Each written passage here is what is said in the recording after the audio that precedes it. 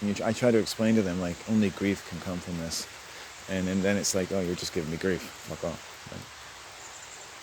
They relate to grief very well. If I tell them I'm grieving, they love me even more. They want to be around it. They want to marinate in grief. And they want to just release it all at the same time. They want to express it sexually. Just to be done with it. To finally, at least, that something may come to some conclusion. That something might be had, if only an orgasm. Right? Just some relief from it all.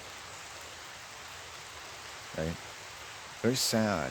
A lot of sad middle-aged people, right, who don't have any access to their grief, really. And that's another term that may come up if you're studying sociopaths or narcissists, just in that general working man kind of way. Is they have no concept of their own griefs. They have no access to them. They've given so much access to so many other things that they have no access to their own things. They don't have time to grieve, right? And so all their other time and labors become a kind of grief to the earth, right? They pass their grief along because it's not the kind of thing that just sits there and waits just because you don't want to talk about it. It'll be passed around and passed around and passed around until more people have to talk about it. What is not only yours, but in fact has very quickly become the grief of the entire human race and many other species besides. And what are we going to do? Keep not talking about it? Keep saying, hey, you should feel like lightning's going to strike you if you just go off into the woods every day and fucking say whatever the fuck you need to say. Maybe YouTube will ban 1 or 2 of your videos, because who knows? Maybe your opinions aren't fully developed yet because you're a fucking human being who's constantly growing. But human beings have to talk about more things than you think they can fucking talk about. And the language itself can be your worst enemy unless you fill it with your own feeling. And that's kind of what poetry is too, filling your language, English in particular, with your own life so that you can mold it to you. Because otherwise someone else has probably molded it to what they want you to do. There's a legal battle going on even in the English language, even in the English canon. There's a kind of legal battle. In the Bible, there's a legal battle for the ownership of you. And it's going on with your mother, It's going on with your daddy. And it was going on with their mothers and fathers for quite a few generations now. This legal battle for us, this metaphysical battle where we have a choice, and we do, every day, in what we really wish to be loyal to. There is a battle every day to be loyal to ourselves and to the full, uninhibited protection of everything that is sacred to us by birth. Not because of indoctrination into this society or that one. Our first oath is to grow in our mother's womb and to be a child of a mother's womb. That is the entire law unto itself. You've already completed the law, you've redeemed the world, you've done all the labor you ever have to do. The rest should be a vacation. You're done. You're born retired. I was born fucking retired. You're telling me I have to work in a world where as though no one's even been born yet? Are you fucking kidding me? And in fact, everyone is born dead and has to work like a living corpse and a zombie and get paid with the money of death? You want me to live in fucking Mordor in the underworld? No. That's not what I signed up for. That's not work to me. That's dying. That's the hammer and the sickle. I did everything I need to do by shitting my diapers on the first day of life. In the beginning, he shat his fucking diapers. He was complete and done. He did everything for society. You're living off of me. You're living off my flesh and blood. After the first day of my life, this world lives off of me. Right? And more so today than ever. It lives off of babies. It lives off of what these flesh and blood can do for you and your family and this world. Look at how much this world competes with everyone to love our children. To be there for them at every step of the way.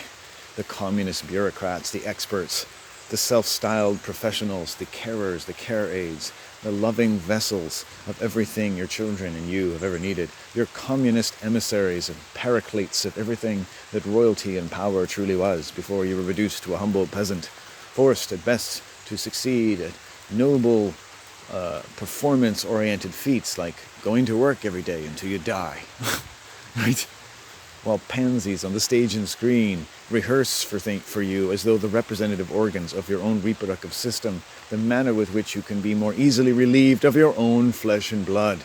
and feel like something wonderful just exploded up your ass at the same time, leaving you beautiful and moist in the eyes and in the crotch, and ready to take on further employment in Her Majesty's service.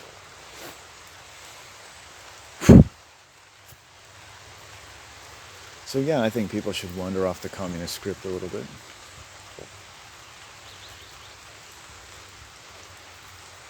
Take some time off. Labor is complete by birth. What are you going to do about it? You see, a whole philosophy of civilization could be, when you were born, all labor was completed for the entire earth and all debt was paid. And all sins were redeemed. And every consideration will be given to relieve you of all obligations to society by birth, but rather to honor, as the primary law itself, the formation of your language as much as your own flesh and blood in your mother's womb, of the voice you were born from that womb and this one, and from everything that ministered to the song and the voice of our very flesh and blood, that it should be afforded something more than a tabula rasa, persona non grata kind of love that allows any fucking person with a white fucking cloak and a syringe to pick up our children and poke them in various places in one of the largest but smallest organs of their body, their skin. And things like that, that pedophiles love, the people who love our children. And they've learned to love them in their communist medical schools. They've learned the love of children. They should call medical schools the love of children, because they really love our children, don't they? Just let them get a hold of your children and they'll show you how much they love them. Let the school teachers have them, right? Let the TVs have them. Let Disney and the corporations have them. Let Michael Jordan and the internet have them. Let this generation's Michael Jordan have them. Let the wars and ideologies and the politics have them. Let them form their own minds in an incubus of a glorified mental abattoir where sexual development is a blood sport. Yes. Or let them actually form their own mind the way they form their own body. Right? United in a law that had conceived mothers and fathers from the beginning, as much as we ourselves were conceived. Look at what was born when we were born. Remember what was born when we were born. Acknowledge the living of intelligence of what was born when we were born. And when we were born, what all was born. When we felt glad in nature, what was born. When our parents were happy, what was born and born along. And what was missing, do you think? If we should be critical and constructive in our criticism, what was missing that this safety, this protection, and this joy was not safe enough or protected enough, or has been compromised in any way? And where has it fled, that it should not be said to be completely dead, but in fact fled to some critical redoubt, where it might allow us to find our way and to regain some of our senses that might have been lost because excessive demands had been placed upon them, and families, maybe for several generations, had not made an adequate provision for the demands that were placed upon them. They just worked too hard. They'd given too much of their time along. They were just passing themselves and their children along between different incredibly sophisticated cults that if you extrapolated from everyone's belief system, no matter how pedestrian it may seem, you would find a very sophisticated, very religious world, a theological or theocratic society, a world communist order.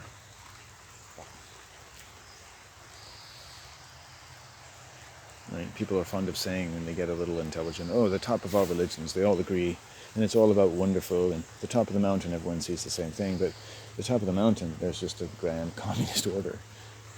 That's the top of the mountain. There are no other tops to the mountain, right? But there are different ways of responding what you see when you get there. And let me save you the trip. It's one big communist fucking religion after another. There's not any choice in the matter. The voice of communism is the only voice people seem to have anymore. They don't even know the difference. It's like they're on drugs. They wouldn't know anything that wasn't communism if it fucking hit them in the head. They certainly I don't understand a fucking word I would say about it. Because, it's like You have to find something as dread, but as terrestrial as possible, to begin to understand and make sense of the pain of human beings. And by comparison, I think a lot of the mythologies of the cultures and religions of the world actually look pretty fucking stupid compared to mine. Because it's mine. And it wasn't formulated for me by somebody else. And it's good. And I was a good little boy. And I have a good little mind. And fuck you if you don't think so. And hail Satan. I am of sound mind and body. Now, the rain has slacked off, pleasantly enough.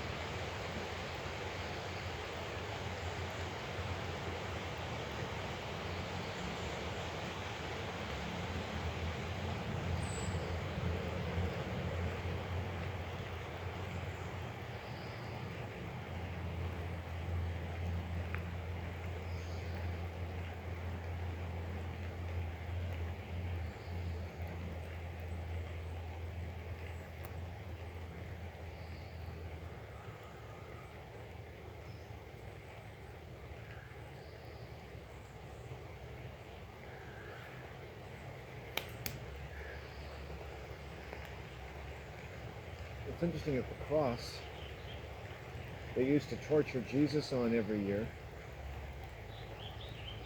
right? He's being tortured in the vagina, for one.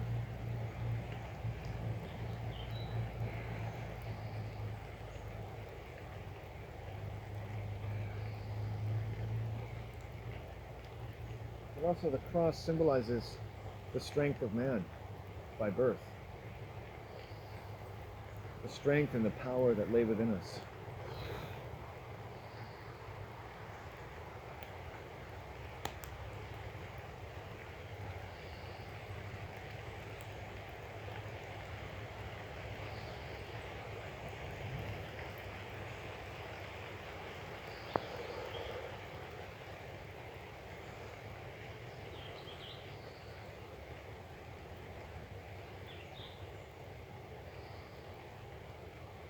Okay, good. Sun's starting to come out a little bit. It's nice.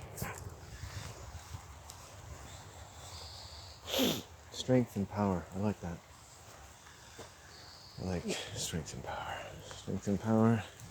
I like to have a good strong stroke of my woody oar as I make my way across the lake of a maiden's modest beauty, her exotic warmth, her ethereal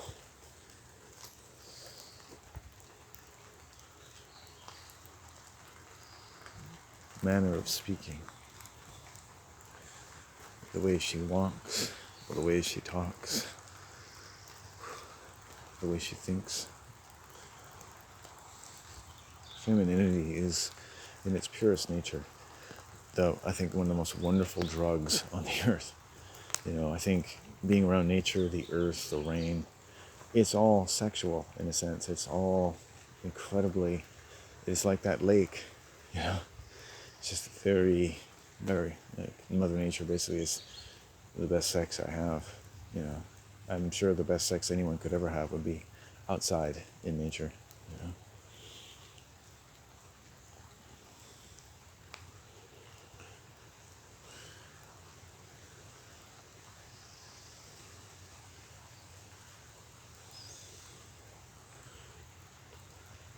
You know, coming inside someone, so to speak, is a pretty personal thing.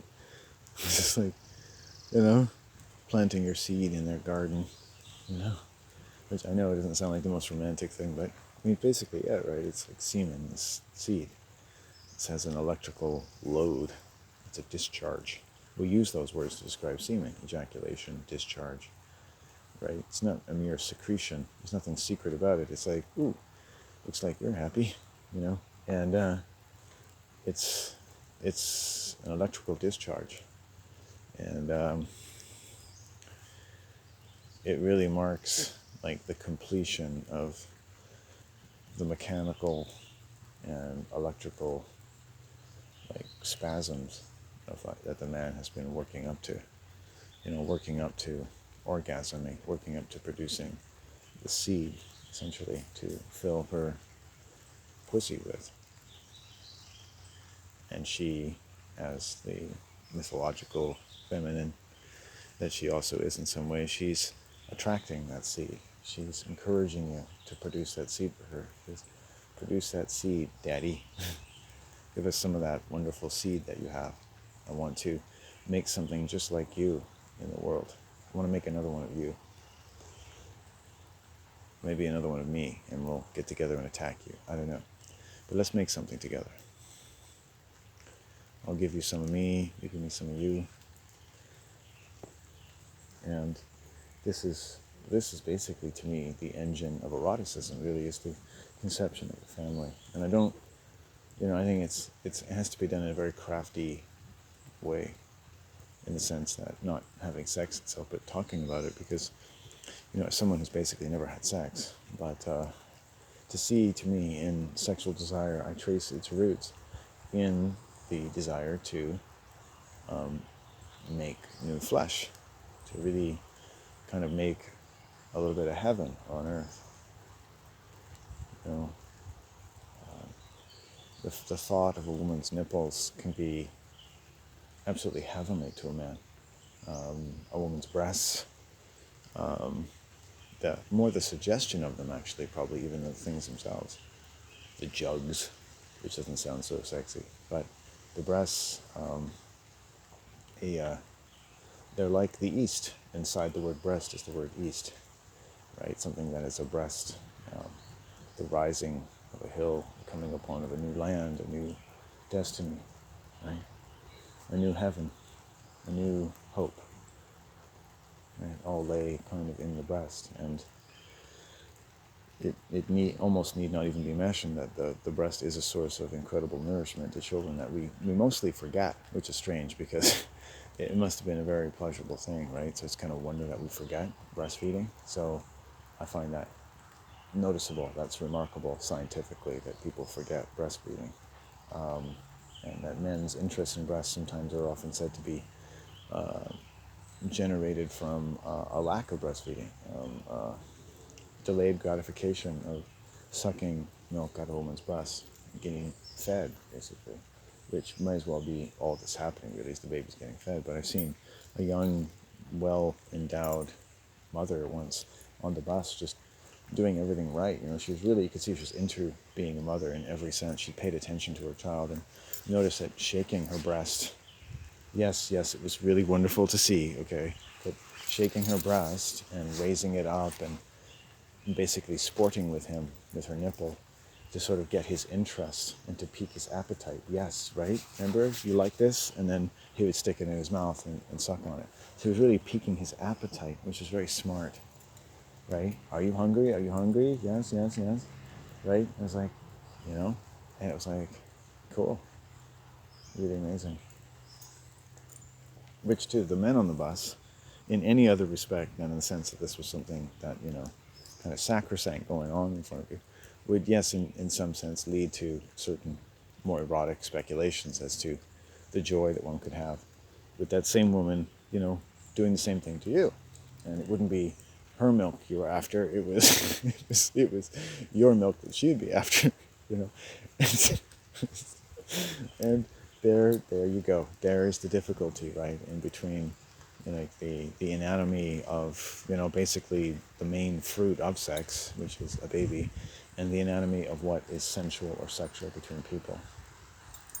Because, every kind of perversion can come from that, and probably does, and every kind of, I think, very interesting way of looking at human society could come from that. pun intended, pun fully inserted, pun fully erect. Move your mind around in that and think about what's really important about sex, that women dress a certain way or men behave a certain way, like that it takes, the things that it takes to have sex with a woman, or that it looks to form relationships and mortgages and finance and jobs and dating and falling in love and the whole deal. Actually, when you examine it, seems to have very little to do with children. Fashionable as it is, I don't think, aside from the nipples they suck on, nothing about these mothers in these homes have anything to do with them. And I think that's really a big problem. You're really creating a lot of young narcissists because nothing around them is to do with them. Ostensibly everything is to do with them. And guess which hint they're going to take more strongly is everything's to do with them. And they're going to supply the difference in what they lacked, in what they're now going to gain a strong interest and compulsion in gaining from other people through various means of subterfuge. A narcissist, right? It's not hard to explain when you take the time to think about what's happening, especially when you consider certain things surrounding the fashion or not of making sure you get to enjoy and also have and maintain the best possible relationship with a child in every sense, which has to include, what's going on before you even have sex with this person. Because your sexual energy, your life, your spirit, what is sensual to you, the time you have in your life, the safety, is sensuality a currency? Is the erotic, the way you wear clothing, is that useful in attracting certain kinds of male attention? Why do you think you have to get male attention that way? What kind of male do you think you're going to find when you arouse involuntary reactions in men on a regular basis based on the way you show your ass, your yoni, your tata, your breasts, your hair, your lips, your neck, right? Right. I noticed going to a coffee shop with women in between their 90s and 19 and 25, and some of them, when they would ovulate, they would wear more attractive clothing, sometimes low cut, showing their breasts.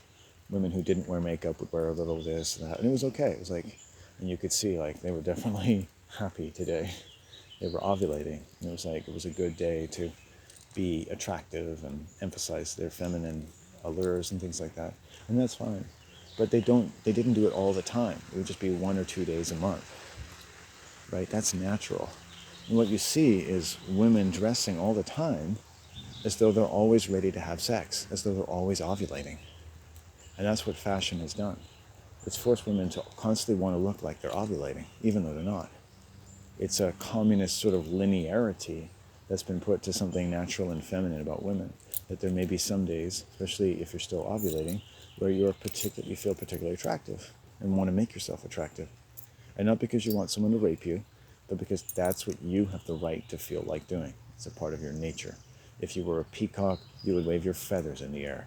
If you're a fucking eagle, you would fly on people and poop on them. You're a woman in the modern world, maybe you slap on a little rouge or wear something you find a little tighter or sexier or something that shows your breasts. Whatever the fuck it is, right? Totally natural.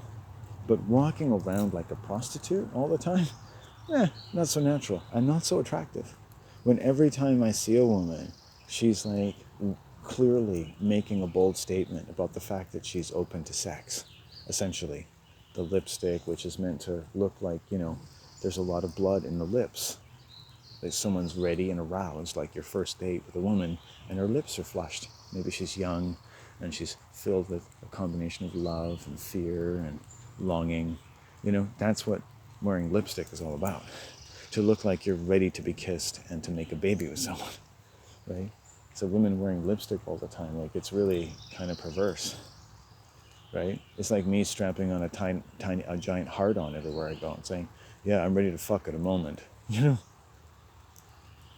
And women in the clothes they wear, they are basically creating involuntary responses in men that say, yeah, I'm ready to be fucked today. And there's no two ways about it. They're saying, I'm ready to be fucked. But socially, you're supposed to not read that literally. It's like, yeah, I'm ready to be fucked, ready to be fucked, ready to be fucked. You're wearing yoga pants, you're showing your yoni, you're walking around like you're a member of some kind of ballet with your fucking ass and everything just perfectly skin tight. Doesn't matter what age you are, you're saying you're ready to be fucked to a lot of men. You're saying that, and then they're not allowed to even really say that out loud. Like, oh, wow, it's like, I'm stressed out, doctor. What is that? Every woman I see is giving me the body language that they want to be fucked. And it's really stressful. And men have a fair claim on that. It's hard. It used to be called immodest, right? There were 3 young women in the back of a bus one day talking about pictures of their vaginas and how much they wanted some man to fucking do something to them. And I was the only other guy in the bus. You know what I'm saying? Eventually one of their friends said, hey, stop it, you know? And I'd made the mistake of being friendly with them, right? Now, it didn't actually arouse me very much. Maybe 20 years ago it might have, right? But still, it's not fair. It's not fair. Okay? Men are just assumed to, yeah, okay, you know, men like pussies. Okay, that's all they have to do is like pussies. Because, you know, the world is set up to make women look as though their pussies are ready to receive the meat injection at all times. And even when they're little girls, I see the way they dress little girls compared to where guys get to dress.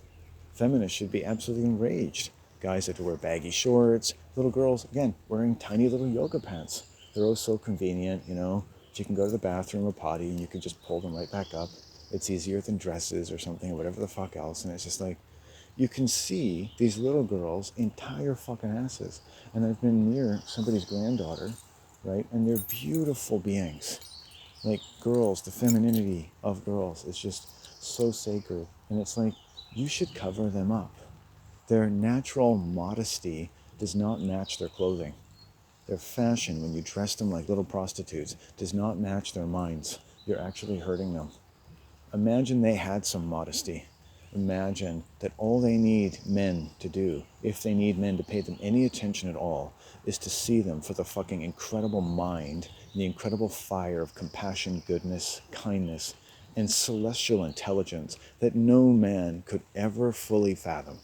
That's right, and that's the fucking law of every country in the world. That's how you should fucking dress your daughters. Not like little whores, right? Not like little whores of Babylon so that any pedophile could just take them by the hand and lead them off into some panel van and think, and you know what they'll say? I'll tell you what they'll say. She asked for it. She consented, right? And that's what you're just starting the sentence for some pedophile to finish. She consented. You know, boom, press return. Consent has been established. You know how little it takes to establish consent between a child and a pedophile, right? The child just has to be alone. It's like saying, I'm available, right? I mean, it's like leaving a hamburger in a fucking dog pound. You know what I'm saying? You know how hard it is for them to control their compulsions, right? And where do they get these compulsions from? They get them from being in the world, because they've just picked up a layer of the world, what the world has trained them to be like, right? Just think about the people who don't fuck children. They just teach them, hold them, and put injections into them. They like touching them. They like telling them what to do. They're the parents you can see down at the beach telling 3-year-olds to, why don't you do what I tell you to? Why don't you do what I tell you to? And they're 3 fucking years old. Even I wouldn't fucking listen to that crow, you know? Anyway, I've been going on a little much maybe.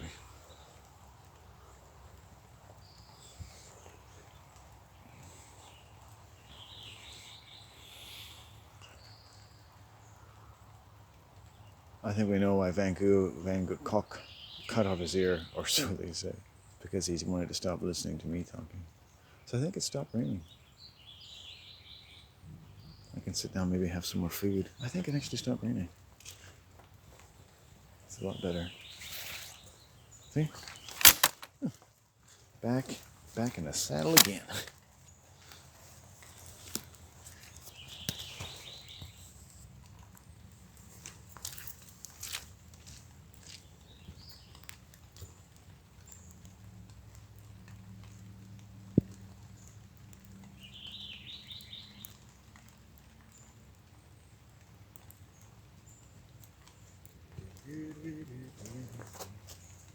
Yeah, interesting enough, no mosquitoes today.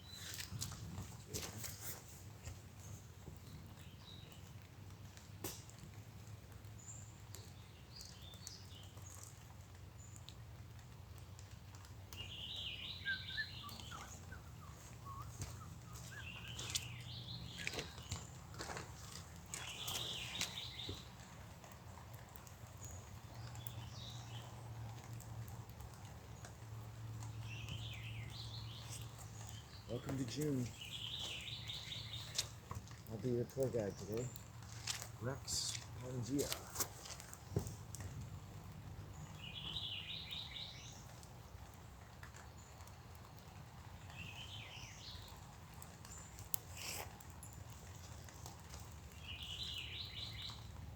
I had this mature woman as a regular viewer on one of my channels, and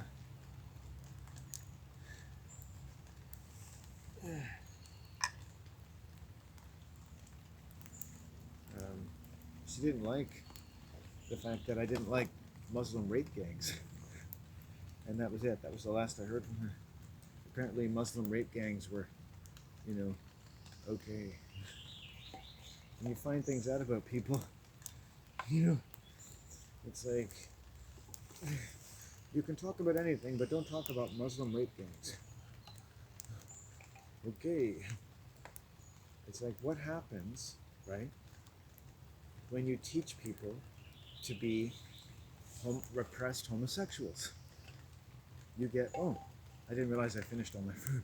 You get homosexual rape gangs or Muslim rape gangs, right? Because rape isn't about sex, right? And nor is homosexual sex about sex. It's just about getting rid of that urge, right? And you could call it anything. You can call it homosexuality. You can call it anything you want. A lot of violent people can just call it homosexuality. It's any sexuality. It's whatever does. A lot of people are just omnisexual these days. Like, whatever gets the job done. Animals, children, you know, old people.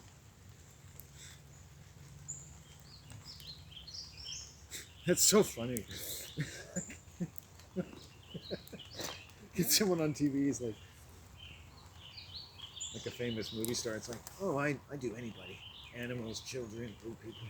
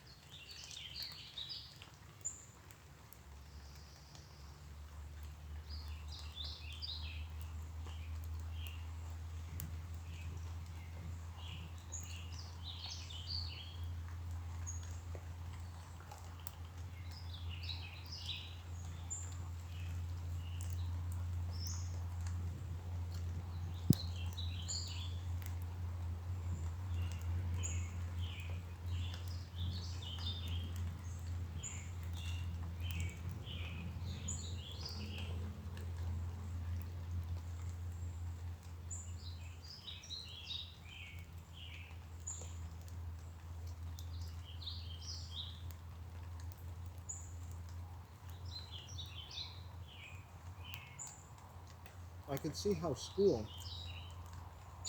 was kind of to get me to work by convincing me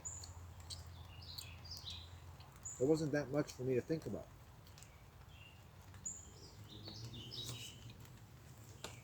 In the course of which training, or communist matriculation, I formed a tremendous desire to think about everything.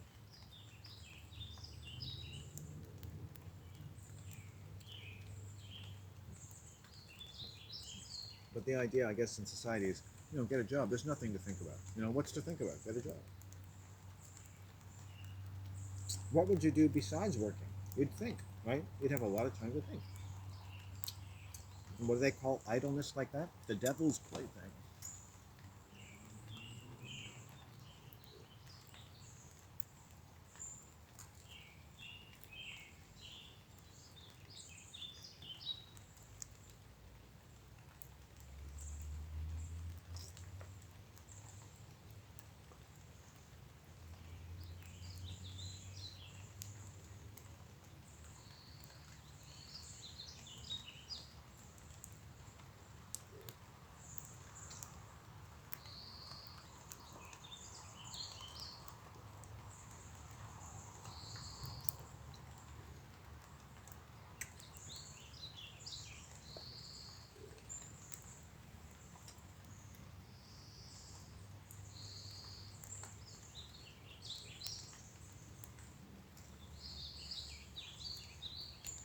sun's coming out. Huh? That's lovely. Pleasant.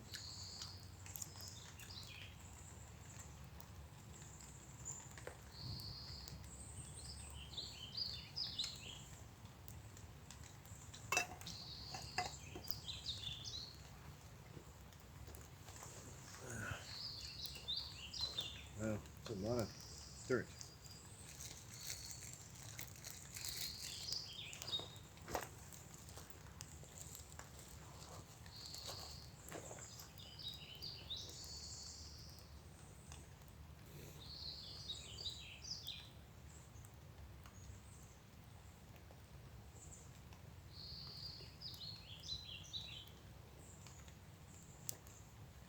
Yeah, I think oh yeah, I guess I must have finished that chocolate bar. Okay, no, let's dive into another one.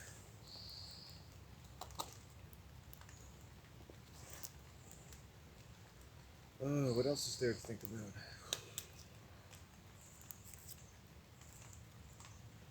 The day is entering a new stage, a stage of retirement, where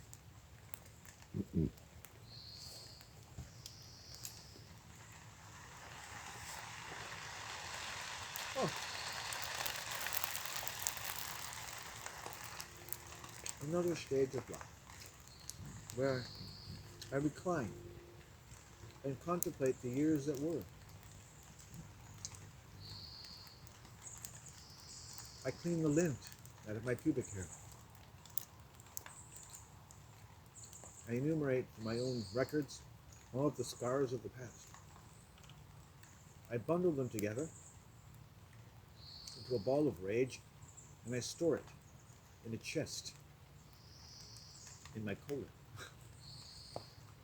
I wait for a big crap I'm going to do in 2025, when my tax returns fail to be successfully returned and are in fact intercepted by a Peruvian drug cartel who decides to use my bank account for an orgy of, of money laundering that eventually involves me being sent to Canadian federal prison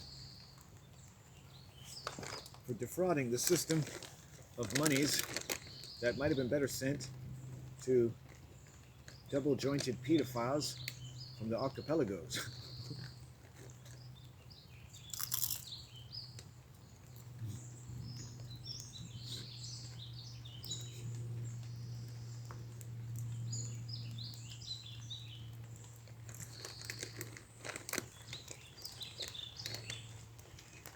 I'm an artist.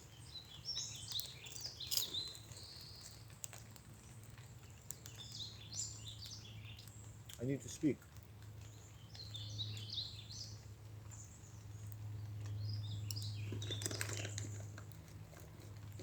I'm a macho man.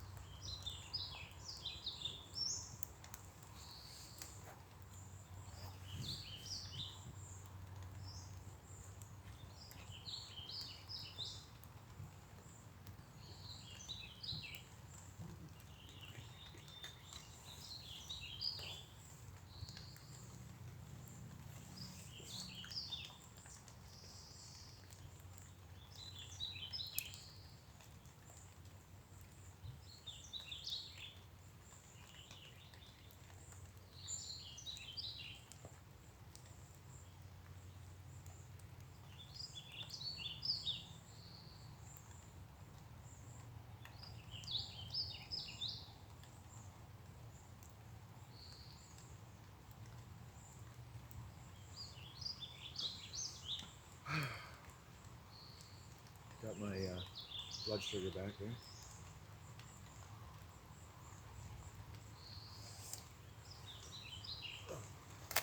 Oh, shit. I think I just broke my chair. Damn it. I just want to wipe this off. Ugh.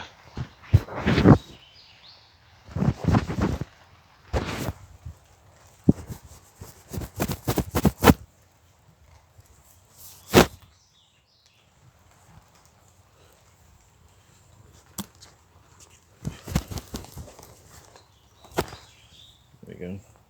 Good.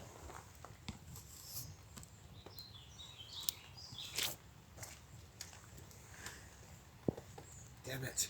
Oh, that sucks. I'm gonna have to fix this now. It was bound to go sometime. Damn it. Okay. Ooh. Ooh, I know what to do. I know what to do. I know what to do. I have a piece of wood. It's perfect for this. I have it hidden on the other side of the forest though.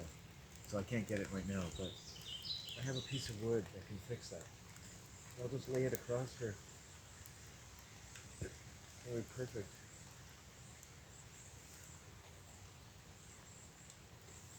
Oh man. Let's see if I can MacGyver this. Let's see if I can MacGyver it.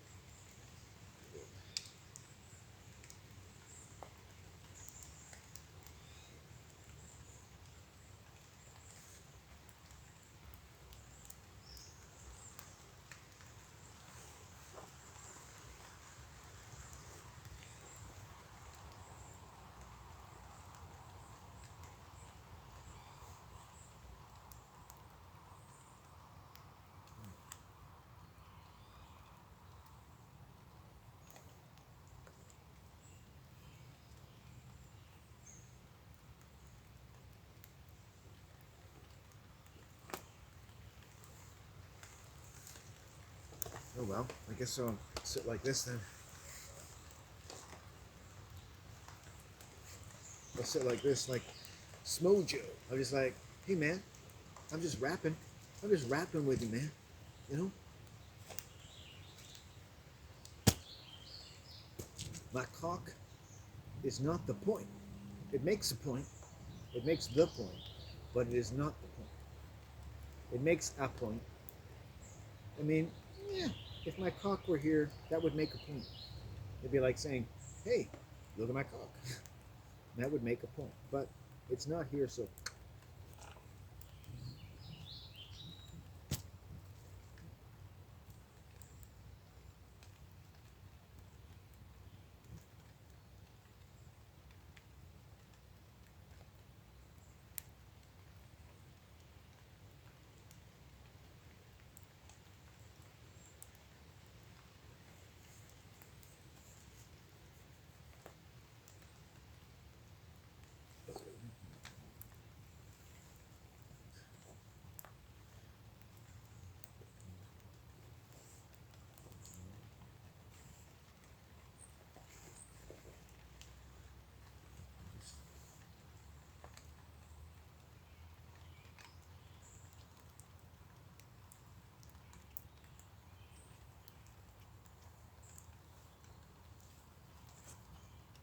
I've met some dirty down low women in my time.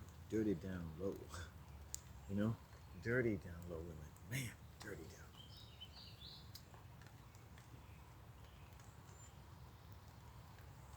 Their only redeeming quality is that they're just mentally retarded. That's the best thing about them. Because everything else makes sense after that. It's like you can finally go, whoosh, okay, mentally retarded. All right.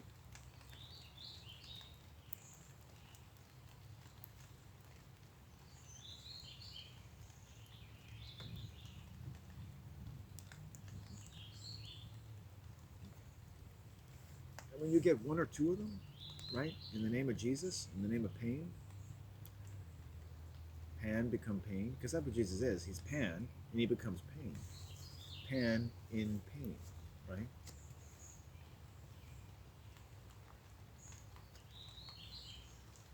And you get a few of them together in the name of pain, and it's like, it's, this is over.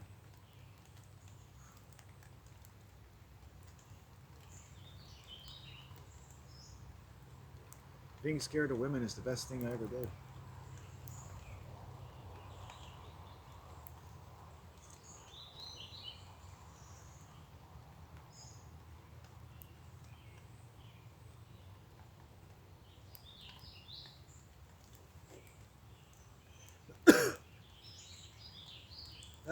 Okay. Well, it's getting to a time I could probably move along, get home early again, which was a good idea.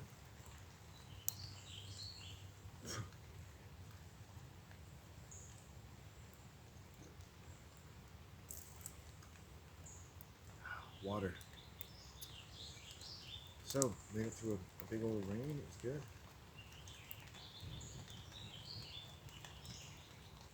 I have to make sure I drink enough out here. And, well, you know what happens when it gets cold and wet. It's going to get hot and dry at some point. Saw a little bit of sun.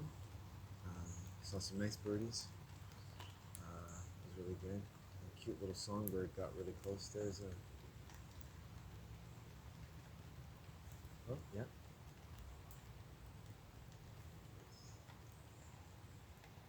There's a bird now.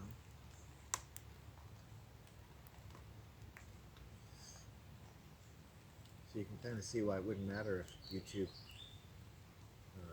cancels my channel for a week.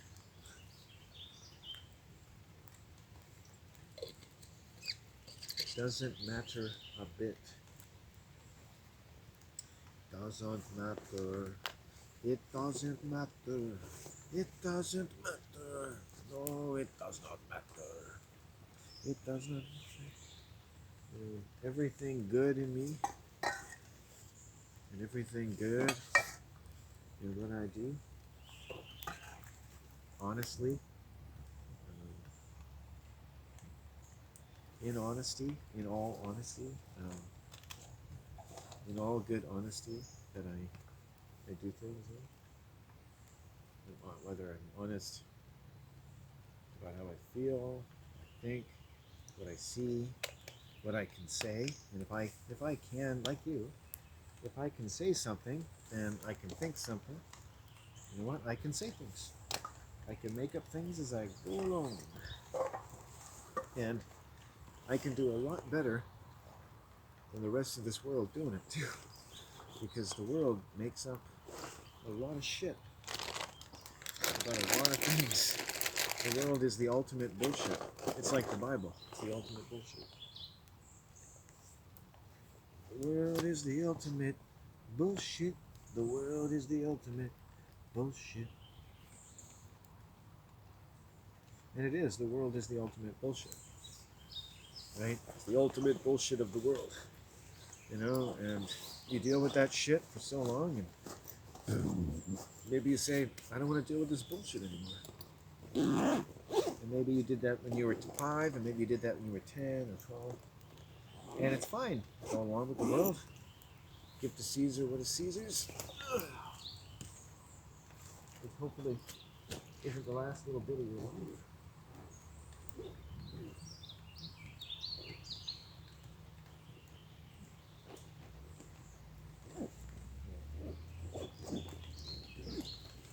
I get score. Well, why don't I see if I can take a piss? So my chair is not what it used to be.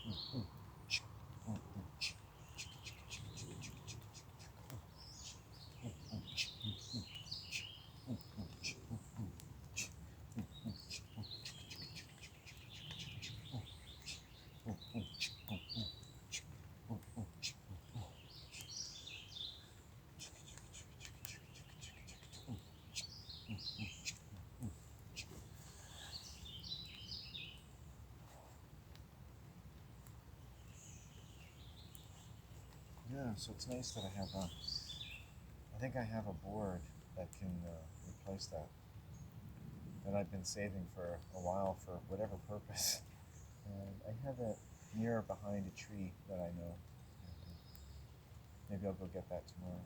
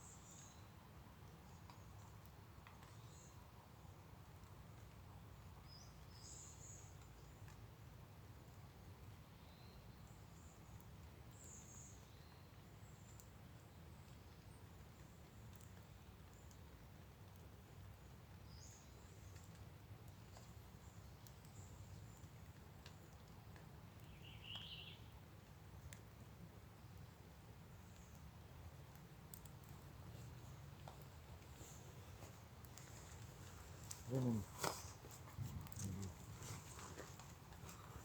quite devious for ways that aren't really contrived.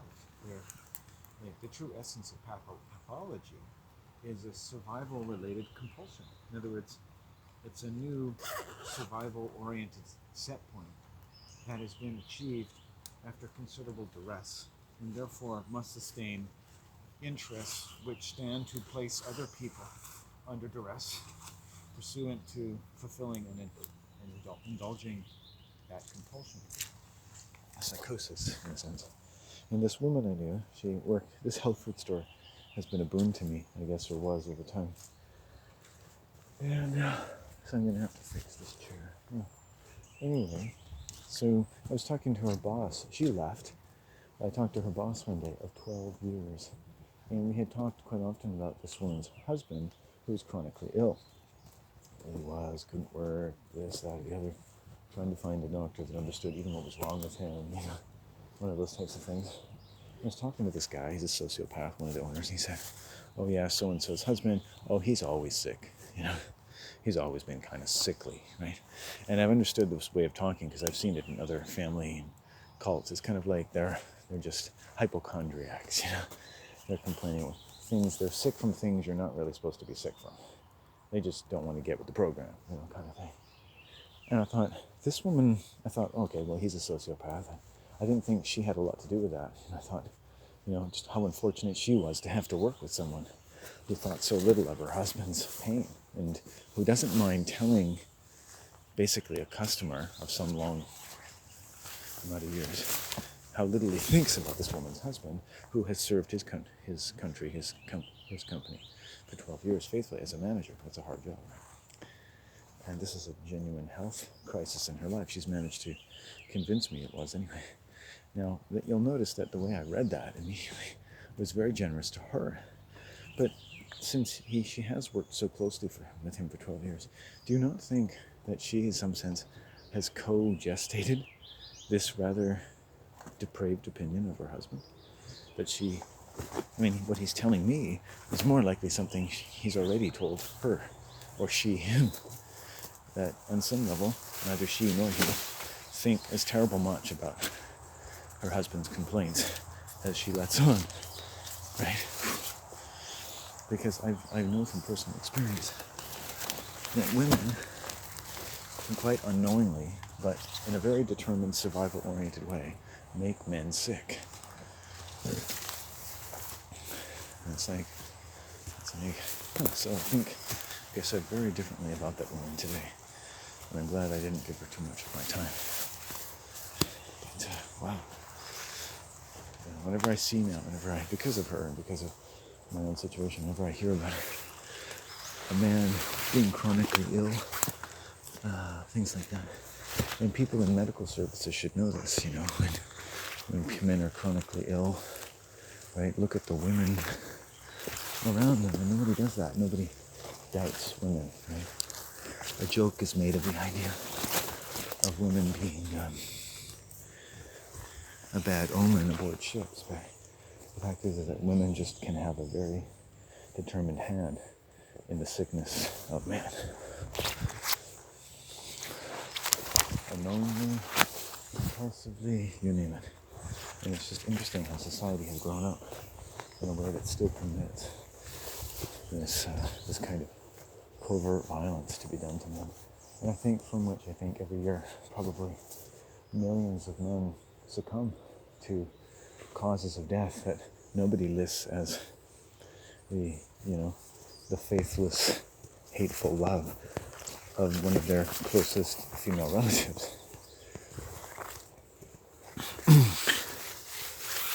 And again, a sort of taboo subject, you might say.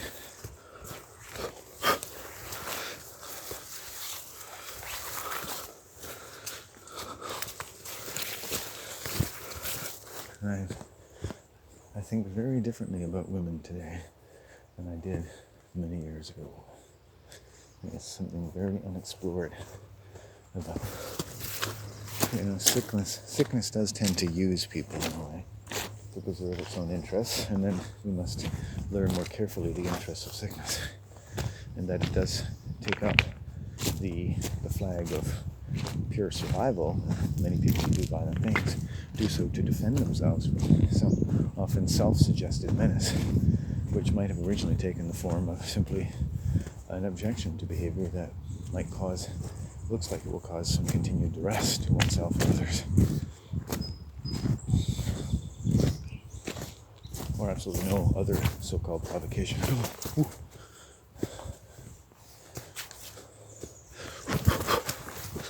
It's interesting.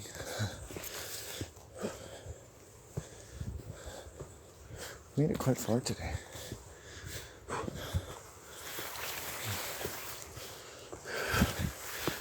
Saw one person just at a distance. No injuries. Got my stuff. Good. Got a bit of a walk home.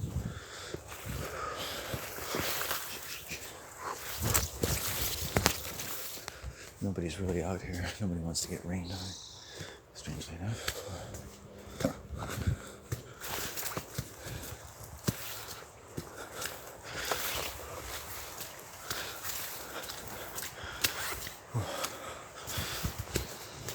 Or wonderfully enough, I should say. Oh, listen to that. I love the sound of the river. It's got a new gusto to it after the drenching. Lovely. Shh. There is a time and place for you to see that the world is free. You're trying hard not to show it. Anyway.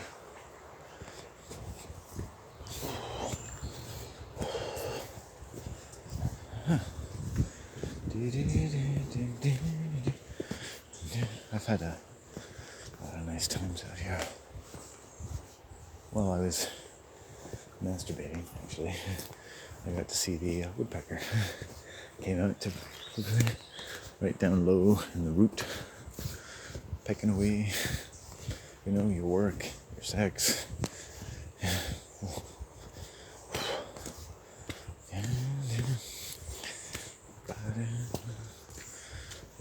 I think I'm fairly well set in my understanding now that the prospect of genuine love with a woman, as much as I've reached that precipitous neurochemical place that people call first love, or love's first blush, rather, I'm quite ill-prepared to take on that type of enterprise.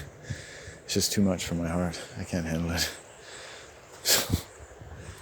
And else it wasn't the love for me. But one of the things that have always come up to me with me about any suggestion of romance is privacy. And you can never get that with women because they're connected to so many other people in their life, and it's just like everything's about other people, basically, for a lot of women all the time. So how can you ever have privacy?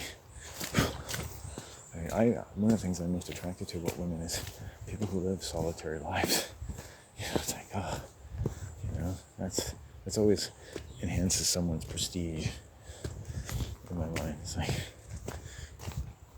things like that. Someone who can do that is always a bit of a shelter in a storm.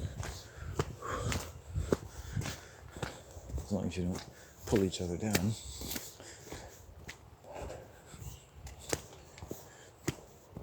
It might seem like I have overly negative views of people, but better they should risk being overly negative. That I should not in any way pass on the contagion that of late, or something like the contagion that of late the world has been all the times trying to prevent people giving to each other, in deference to which every caution has been taken to stop people from interacting any more than absolutely necessary. The so-called pandemic of 2020. It's like it has 20/20 vision.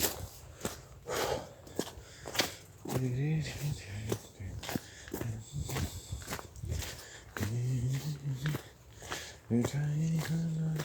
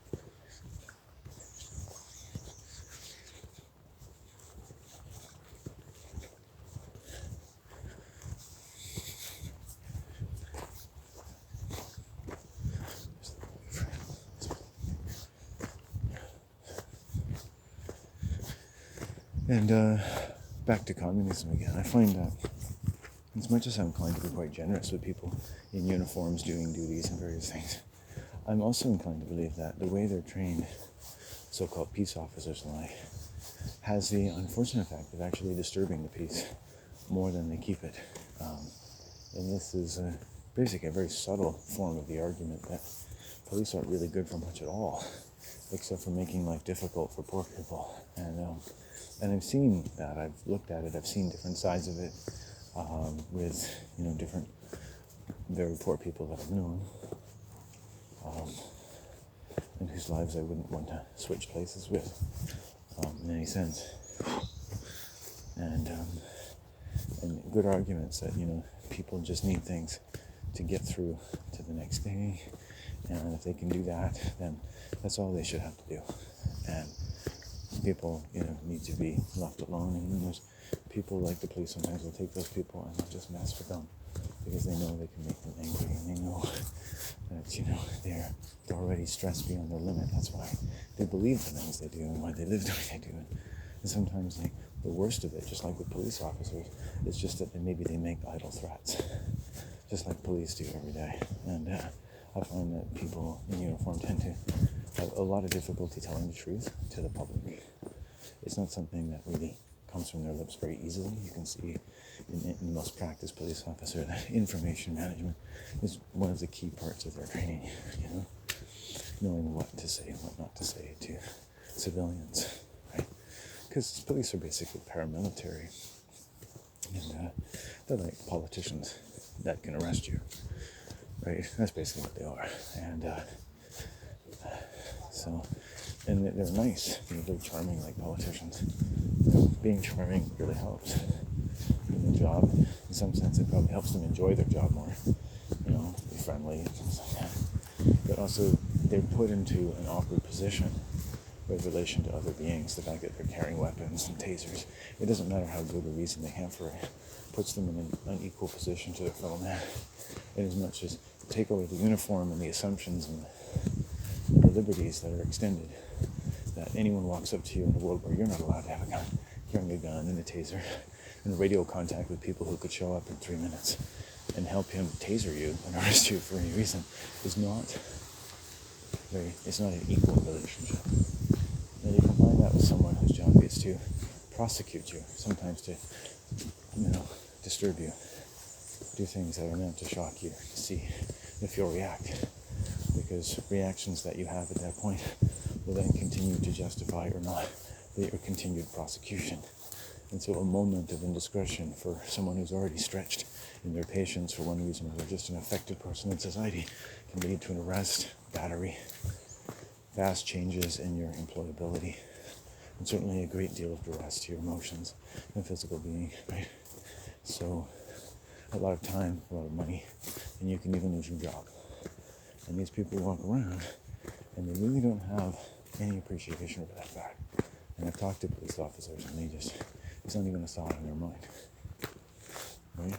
But again, a necessary profession, but it just puts everybody in an awkward position because I find they tend to be very inclined to lie, which is, helpful in a way because in a sense, when someone lies, they're just speaking out of two sides of their mouth. They're telling the truth, and they're telling the opposite of the truth. They're speaking nonsense.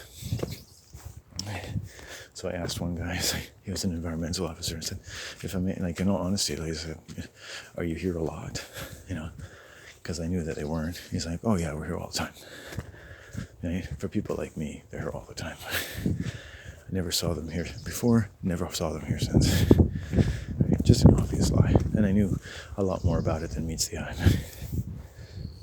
And it's just, how do you come up to a man in public and just lie without any shame, you know? And he really gave me something to think about. A man and a woman, white, both overweight, probably, decent people.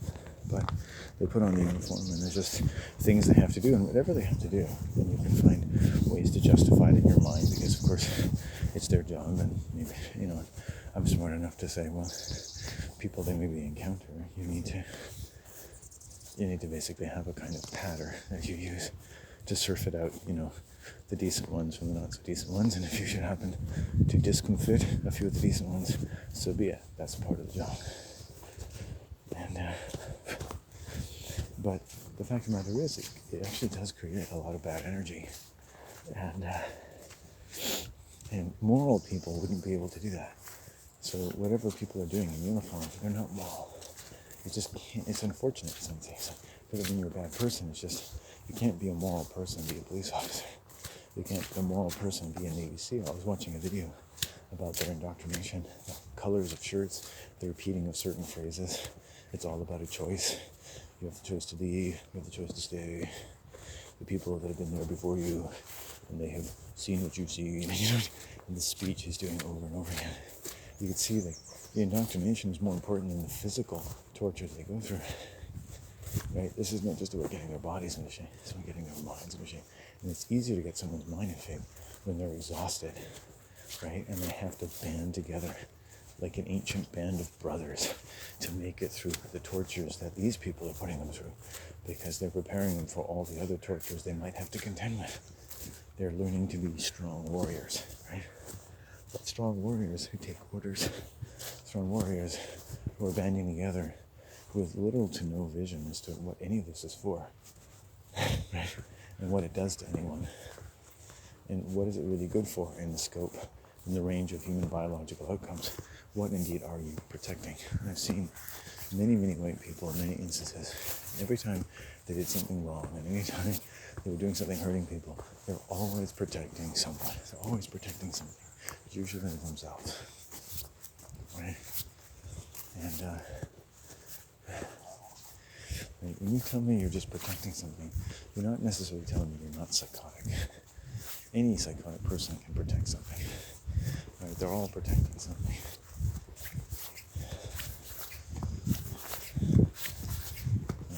And by and large, you don't want to know what it is they're protecting. Right? To be hurt by someone, to be assaulted, to be lied to, is to be touched by something you don't want to know any more about than you have to. And it's both an awful and very revealing thing, that very few people can truly hide anything, especially when they're lying, because you have to tell the truth and the not truth at the same time. Try it. I mean, in a sense, people can lie because you don't have to believe they're lying, because no matter what you say, you're telling the truth, right? Let's say I didn't have sex until I was 24 years old, and I was actually raped.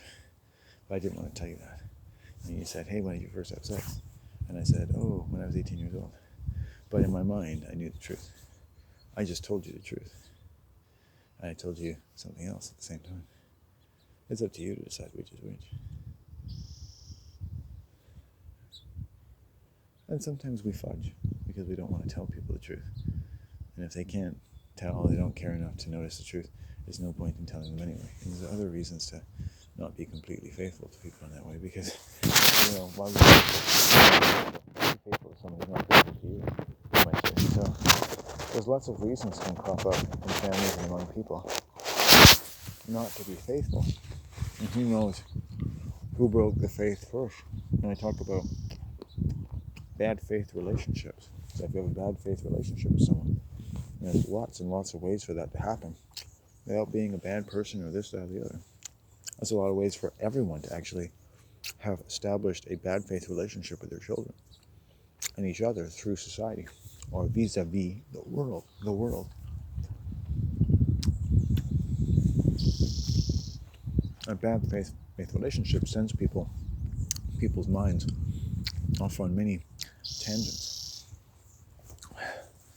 many journeys, many wars to be fought to find out what happened, that their faith was so misplaced.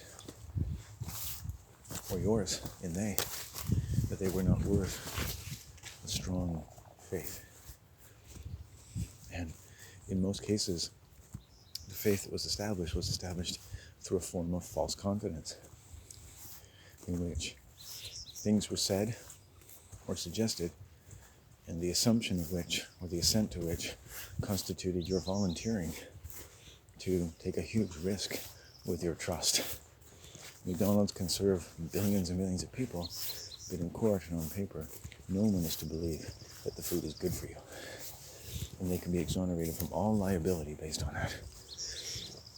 It's baby food that killed babies, and they said, you know what? We never said it was good for you. So, it is, law is not just good for the world, it's good for us to test people's faith. You know, people say to your friend, how do you know for sure?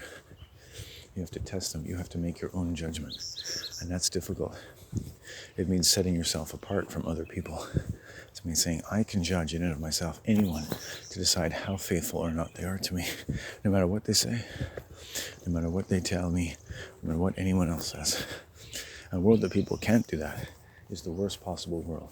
So even if it's difficult for me to do it, I'll do it every day of my life. Because a lot of people enter into false confidence because the people around them are speaking two tongues.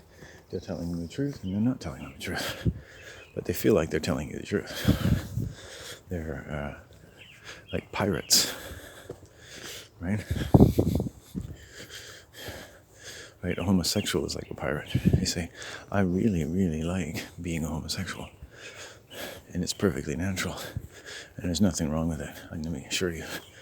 And the other side, you to understand that homosexual lifestyles actually extremely difficult and painful, filled with rape and molestation, however mutual it may be. Because fundamentally, there are frustrations that need to be vented to whatever euphoric degree when your sex has, in a way, in a very critical, clinical ways, been fundamentally disrupted by the world, by the pressures and chemicals around you. And that has a voice in the world that men of true medicine need to hear, because we have a stake in the health of ourselves and everyone around us. And to say that we have to go by homosexuality without any scrutiny is to force us to, in a way, be homosexual. And we just can't do that. And that's why my video got deleted.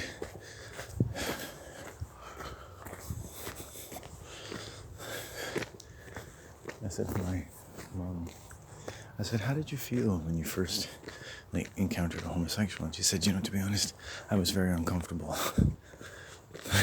Yeah.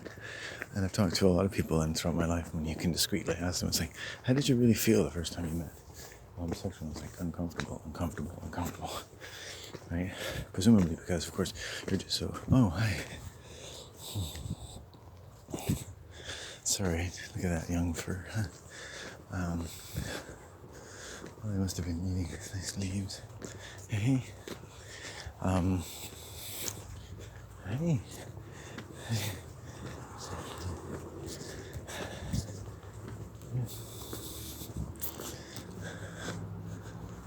Nice.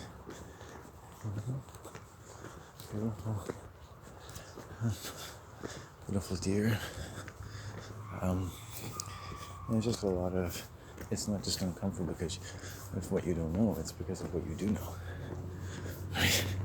Something's wrong. Right? Something's wrong. And I always trust my first response when I meet people that are homosexual. I always know something's wrong. Something's wrong. Something's very, very wrong. And maybe something's wrong with us all. And I used to shop in the store. For some reason, this homosexual always needed to have to tell me how homosexual he was every time I came in.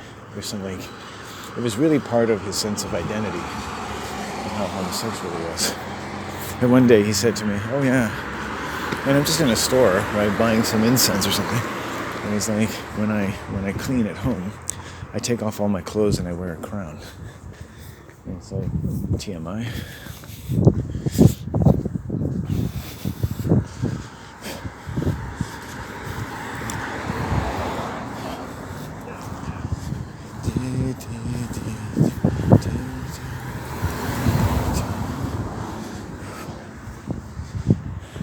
And here's the weird things. Very aggressive dude. Anyway, store closed down eventually.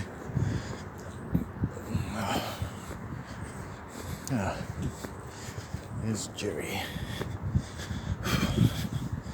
Maybe I'll go say hi to Jerry. I don't know, it's early in the day, but a lot of your day can get gummed up by Jerry.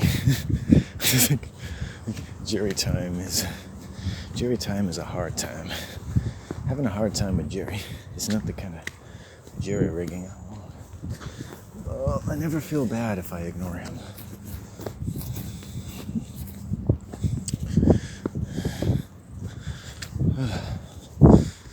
Because it's just, he just talks and talks and talks and talks. Beautiful, knowledgeable, this, that, and the other. He often wants to walk somewhere I don't want to walk after a long day. And it's just like, every time I leave him, every time it's like, a relief. It's like, okay, back to the rest of my day. And it's just unfortunate because I like his time. To a degree, there are days in the past I could spend more time with him than I do now. But it's just hours and hours and hours of him complaining about welfare workers trying to screw him. These people who are out to get him. Every time there's an election, these fuckers fuck with his phone. And yet at the same time, he's perfectly lucid in so many other areas. So it's like, he should be his own reality show.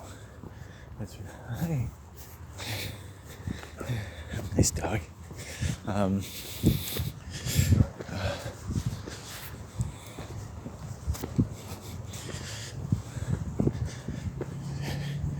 And yeah, he should have his own. I made some videos with him actually. So he should have his own reality show and interesting discussions, this, that, or the other. And I don't really agree to some of his mythology, you know, but it's, in some ways, he's like quite wonderfully commonplace in the sense that his mind goes to an area that I think where he has opinions that would be very interesting and much held by many, many millions of people about, you know, the Apple Corporation, how wonderful it is, the history of design and the innovation and the incredible leadership of Steve Jobs. You know, he can just go on and on all day. It's like he's a religious convert. But then it's interesting, again, and I'll smoke some weed and I'll walk around with him, but it's kind of nice to be around someone, basically. He has a very strong kind of masculine verve to him, which is interesting because he seems to be, I think he's probably been rendered impotent at some point in his life, in some vital way. There's something in his mind that seems to have been dislocated, but, you know, and there's a reason why I can't spend that much time with him. There's something strange, like, he just doesn't seem to be able to put certain things together in his mind about what he's saying and how he's behaving. And but I've gotten to admit things to me, like he's afraid of going to disability, of getting on an appropriate disability. So he's always inventing reasons why he can't. He'd rather live in his car, rent free. So in a sense, like I pay $400 or $500 rent a month, right? So and he makes about $400 or $500 a month on welfare. So without rent, he has actually roughly almost as much money as I do, give or take. You know, in terms of like my expenses and, you know, hiking and the food that I go through and stuff. Our lives actually become roughly comparable, but all he ever does is fucking complain about how he doesn't have what he needs. You know, he has no rent, he has no utilities, right? No entertainment overhead, you know? And he doesn't seem to eat that much. Spends hours and hours a day in his car. Gets water for free. Makes a cup of coffee go all day long. And generally, I think probably could be provoked to say that he enjoys his life. Simple, nature. He gets very profound about nature, the nature of the human mind. how it can be trained, either in martial arts or in philosophy or both, to just stay alert and to pay more attention to things. Right? Don't let your mind go off and blank off. Really pay attention. A lot of life, a lot of wondrous glory in nature is revealed with a focused attention. If only just at how wonderful everything is, right? And with the eyes of a child, you can feed the spirit. And how so many people have lost that. They're not fully spirit anymore. They're what I call half-spirited.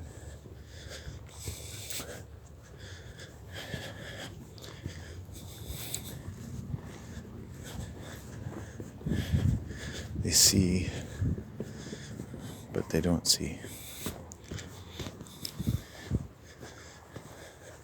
They talk, but they do not say. They cry, but they do not know that for which we cry.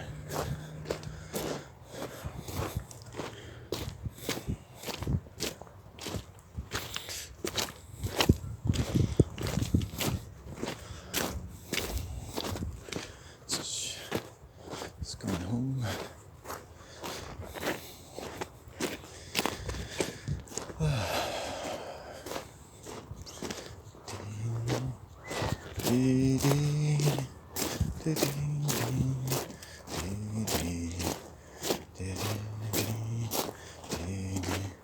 So, sometimes he considers himself stalked or cyber stalked.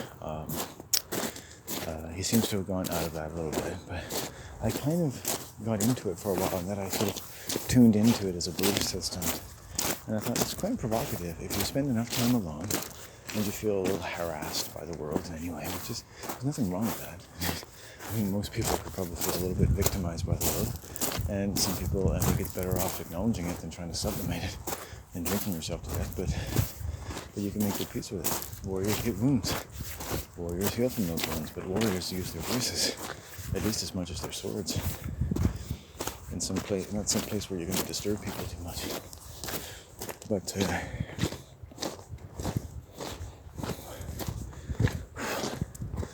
it's a time for everything. The earth helps us take care of wounds. It's just medicine. There's medicine in time itself. But wait, you need the patience to access the medicine of time. Pay attention. Put your faith into the working of that magic, which was at the beginning of the world, and knew from the beginning how to deal with the greatest, most destructive energy there was. Whew. Bodies can be born, bodies can be destroyed. We will learn nature's way. And it's a long, wonderful journey, and it can be a long, agonizing journey. It can be an all too brief, agonizing journey. But remember that things can change quite quickly in the nature of the mind. A little love here, a little more patience there. You might bring a little more happiness to birth in this world, and the more difficulty you had might be some testament, if only in partial way, to the value of what was given birth in this world when you appeared in it for the first time. Our riches are in the waters of our mother's womb, and we shall there find them. The sounds of our voices, the wonders in our heart, the judgment in our mind, the rightness in our step, the honesty of our total being.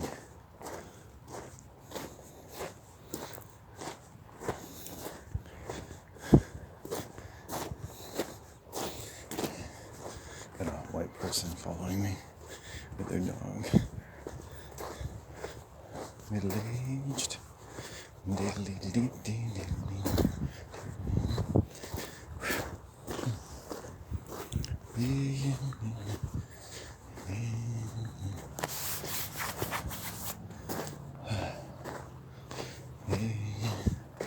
So, I wonder what time it is.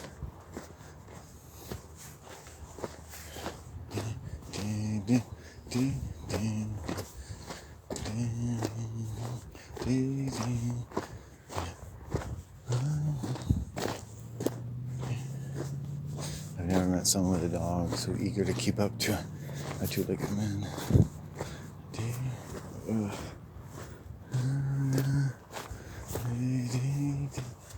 Wow, it's nice.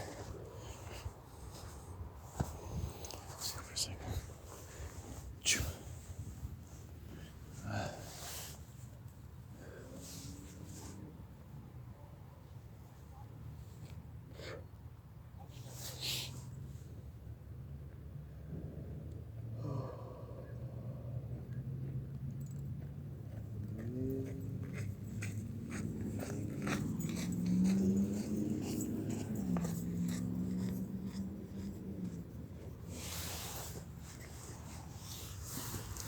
Women of an age, and I've learned that they're always very happy to see me, and it's nice. I used to really enjoy that fact. It's pleasant. Like there was older women who were always guaranteed to feel affable, and then I learned that there were those who were actually the opposite of affable. That the ones who were affable were only affable as like an involuntary reflex to a man with long blonde hair, or who looked lonely and pleasant enough to want to take home and feed enough apple pie to make him want to stick something in your apple pie.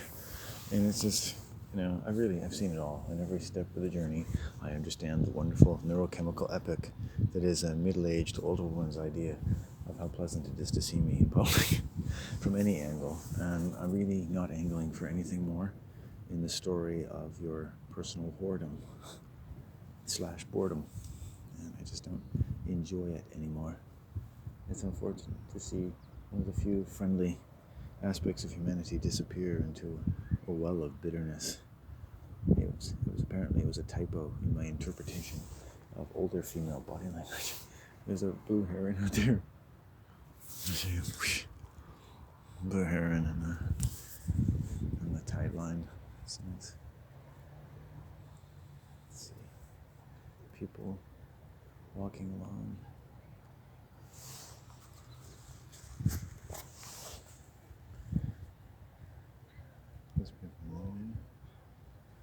If the tide is coming in or out.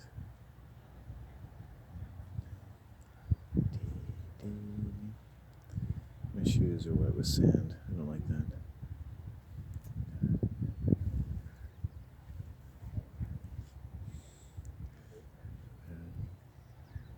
Ooh, it's moving.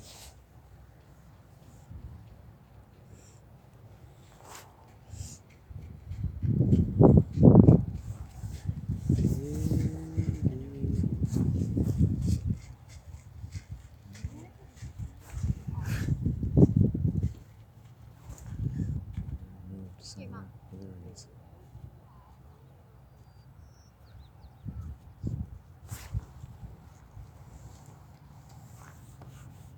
Mom, let me forget right here. Okay.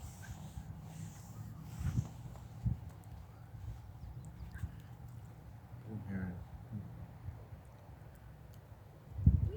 Creativity, purification. Yeah, so Jerry, kind of a psycho who lives in his car. Oops. I had some really interesting conversations with him, but you find it's luck, you spend enough time and sometimes it pays out. It's like a table at a casino, and then he'll get going about something awful about his life that you've heard a million times before, and then, yada, yada, yada. And then, sometimes it pays out and you just hear some beautiful, kind of like one of my videos, hear something, rather sobering and beautiful, and you think, it's too bad I spent the other 3,000 hours listening to this guy, but at least that's something. And I hope it's not like that. But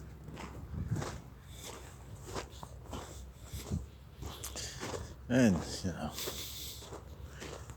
as a young man walking with a female friend, nice. If only it was as easy as liking their bums or the shape of their breasts, many of which are more rapidly and openly on display in 2020 than they've ever been before. The modesty of our young women has either been safeguarded more by the highest technology of religion than we've ever possibly allowed for, giving them license to walk around like common whores and have their modesty seriously vouchsafed by many of the measures of our legal systems, all too ready to pounce upon any man who dribbles and drools a little too much for their liking. There was a coffee shop I went into, and because of the location of the asshole of the owner, sniffing my cup of coffee became loosely equivalent to sexually assaulting her. I was publicly humiliated and shamed, and the next subsequent visits I went there, she started to sexually show interest in me more and more. This is a classic female narcissist. Perfectly normal, wonderfully lovely woman. You know, which is why women like this, I've usually just ignored the other types of behavior. Usually it happens very early on in the acquaintance. You think, oh, they're just, you know, it's just a moment, just an awkward moment, right? But actually, it's actually quite remarkable how these relationships tend to pan out. And anyone who needs to humiliate, censure, or police you for seemingly innocuous so-called crimes is just fishing for something that's never going to feed the both of you, right? I always feel the need to serve you up.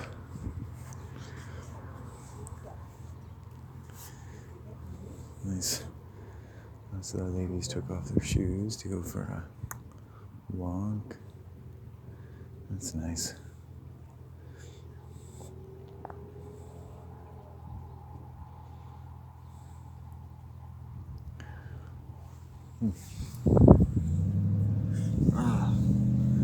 I should spend more time out here. There's some interesting birds. I feel like I should spend more time out here. I'm home now, though. What time do I think it is? 3, 4 o'clock. Home early. Oh, look at that eagle. Oh, classic eagle. Nice.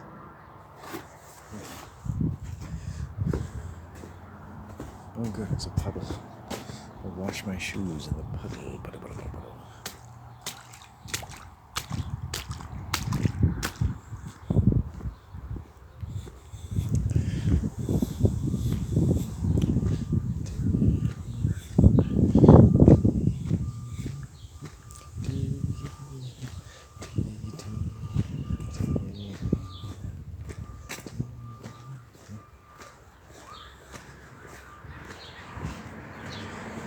I just once would like to look good, feel good,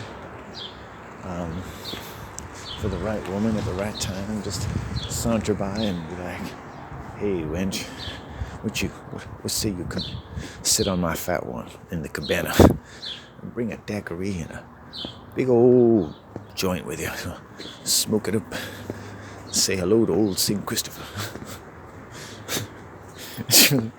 You jive talking honky.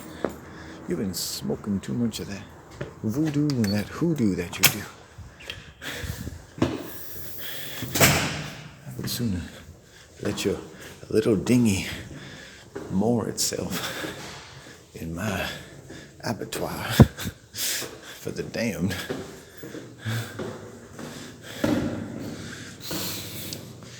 Oh. Well. Don't turn that wheel. Whatever you do, Bruce Willis said, it's not appropriate.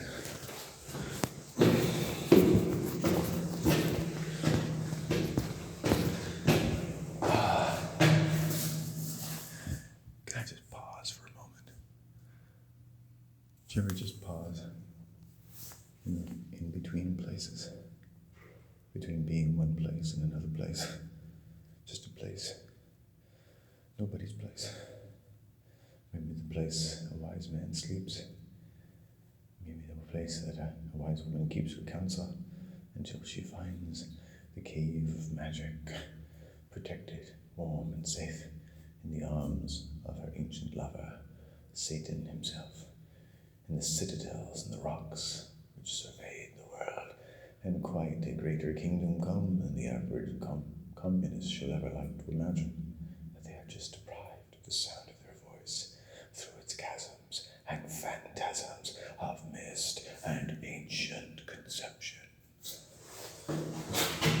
Okay, well, good use of your time and mine.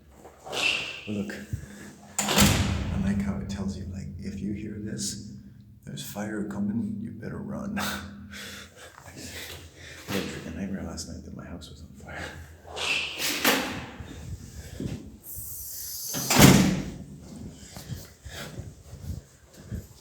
Yeah, he's on every one. I can see the little man running. Yeah. Hello.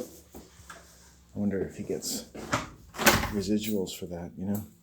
He posed that one day and he gets like money for every little fire alarm they install. It's like, hey, you're the guy. And one day you see him, it's like, hey, you're the guy on all those urinals. You know, you stand there and you look like you haven't got anything going on except you know how to part your legs like a man. Then it's like a woman that you never see because nobody ever wears dresses anymore. It's like they're gonna have to change it to like some male looking thing with like a scabbard, you know, and a pile of female phalluses and skulls beneath them. That'll be the female lavatory. And his men will be like, every time they go in to take a shit or a piss, they'll be like, my God, reminded of what kind of world they really live in. It's like you don't even want to have a penis at that point. You're like, can I just ship it to the government like gold they had to collect when they said they'd ran out of it? Quick, everyone, we need your penises. Send them in now. Men of good conscience, have your scrotum removed immediately.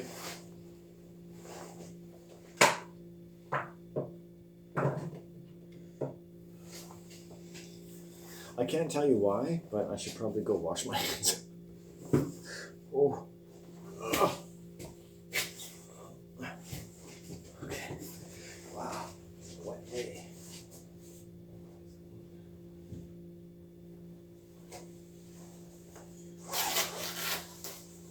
Oh, it's nice to have a little time to myself. Oh my goodness. It's like, I wish I had my own place sometimes, a penthouse in the city, and I could invite wonderfully nubile prostitutes to come and tell me about their childhood. And then I would hand them pamphlets for the Jehovah's Witnesses, and they would say thank you and leave. I'm not even a Jehovah's Witness, I just think it would be an interesting little way of, they can make a little money, and I could learn a few things, because I bet you they know a lot. And if like, there should be like a halfway house for young sex workers, you know, so they can just get off the streets. I mean, it's a job, right? And it's like, you'd be surprised how many young women get into that job. And, you know, I don't mind dedicating a little bit of my CPU time to think about it. You get into early feminist writings, you know, and it's like the good stuff you're talking about. Sex workers, you're talking about all kinds of ways that civilization has been conceived, regardless of whether people with penises or fake penises conceived of it, that sees the trafficking of children and sex as something that is not just expedient for some of the logistical lapses in the vast enterprises of human civilization, but rather something that's actually imperative to fulfilling its fundamental mandates. You know, that's what good feminism would do, but that's not what it is anymore. If you're listening to this, that doesn't exist. Anyway.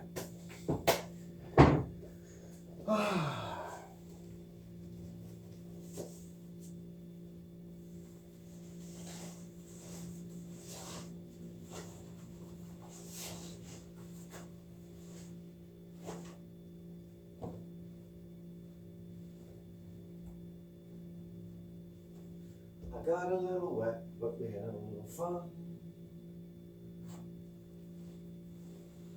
A little later than yesterday, but I did quite good. Across the river. Woo. Across the river. Across the river.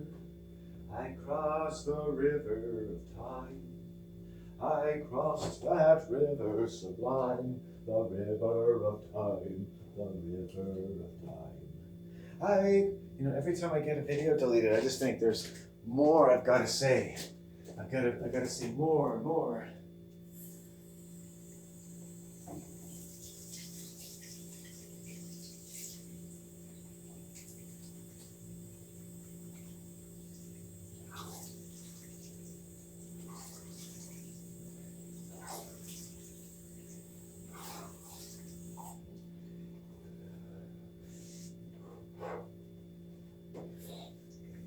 As I said at my first orgy, there's no use in beating around the bush.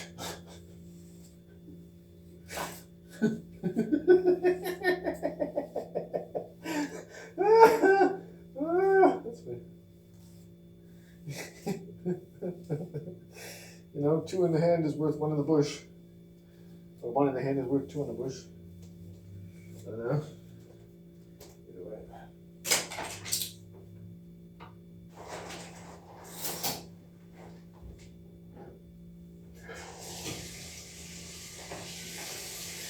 I'm so glad that hot water comes out of there. Now, 7 minutes on the grill. Wow. Things got a little wet today, boys and girls. Things got a little wet in our happy land. That's okay, because I'm a happy kind of guy. Today, maybe not yesterday, but today I am. Today I am a happy man. For today I have found the Lord. What is the Lord? The Lord is the strength that I need to go on another day. I've come home and I've used my voice in an uncommon way. And I brought home the strength and the fire to show the way through another day. I shall look at your YouTube videos and I shall see the best this world has to offer, and I shall scoff and scorn accordingly and know myself as true to all those on me I need, all those blah blah blah I need to be true to, my sacred people I can criticize, casticize, masticize, and basticize. And either way, we'll supersize everything in the end.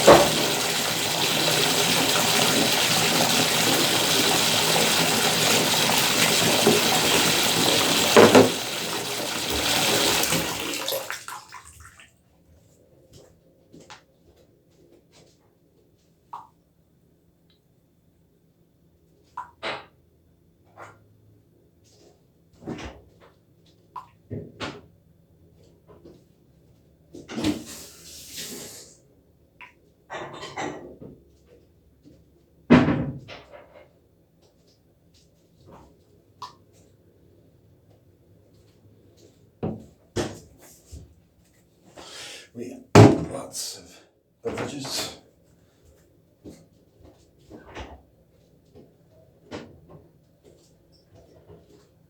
Roughly 960 mils of water.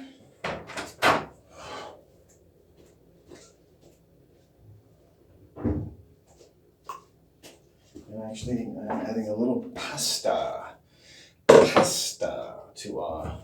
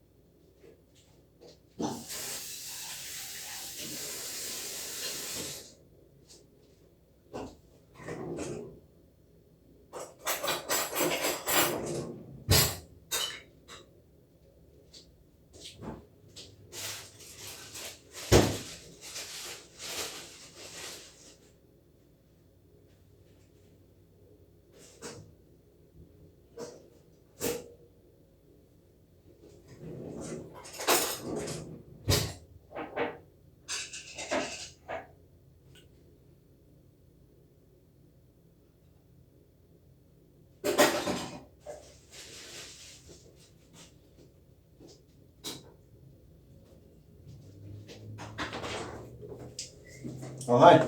Oh, hi. Just having my bath. Yeah, no doubt. Yeah. What did you do with all that rain? Oh, good. I wasn't in it, thankfully, Yeah. but I got to enjoy it. It was like, Yeah. really cool. All right, I'll be in the bath for a half hour or so. Okay.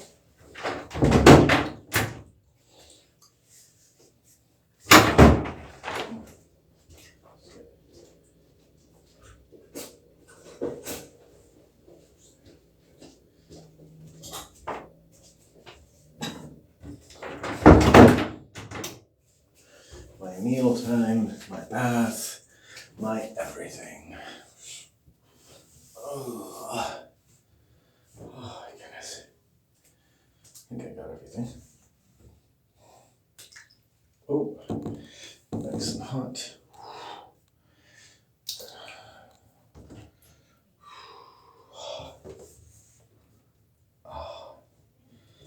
We'll see what we can do here.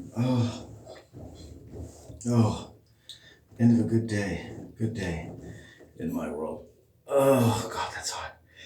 But it does take the cold out. It's very good at that. Something about intense heat and the sauna-like effects.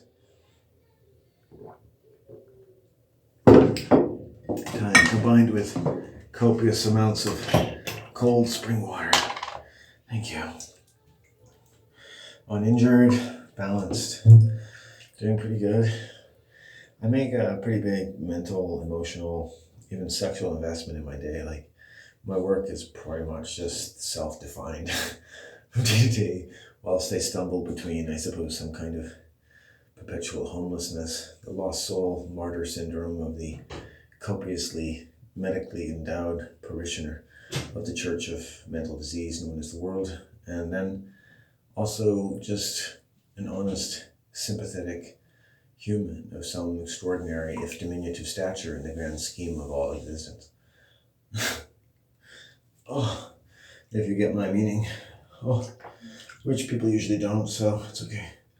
Oh, it's like, what is any of our meaning? It's like whatever sounds good, right? Sounds good to me. Oh, made it through another day. Oh, so cold. So cold. getting into a hot bath from a cold day is like getting into a cold bath at the end of a hot day.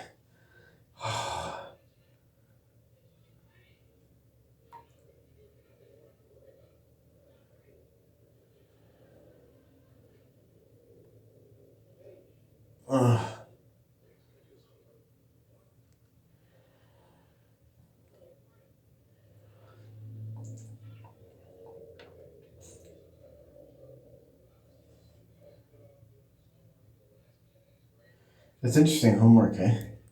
I did many hours of homework. That's how I maintained my grade point average, or whatever, fulfilled my inner mandate for success. The obedient dog / intellectual Navy SEAL. Ready to learn anything you want to teach me. The concept of homework for a job you don't even get paid for, that you have to take home, is obscene. It's just absolutely obscene. It's one of those fissures in the communist system that are just impossible to rationalize unless you're the most adept communist who ever lived, which many people are all too happy to pleasure themselves with the idea of becoming, if only incarnated in that moment when they should most find the need of the world to be an appropriately rationalized line of bull, and many of whose neocortical machine guns are constantly loaded with bullets.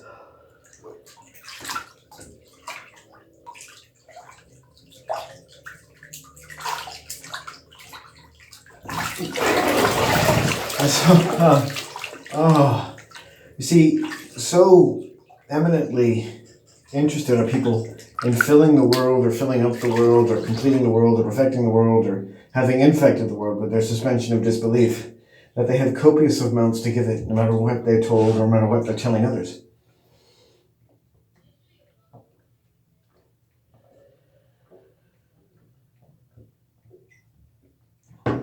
You just want to put up signs in every bus station. Hey, are you listening to yourself? Good. And as long as you like what you hear, great. If you don't like what you hear, think about something else or take your thoughts to a greater and deeper level of satisfaction, even as you risk trespassing on the unutterable minefield of silence known as whatever the fuck really happened to you and your family over the course of such an incredible erection as that of the civilization of the future, with all of its technological expedients, so that it may make it easier for you to unburden the world of you, and to acquit itself of its responsibilities to you, as long as you're acquitting your responsibilities to it.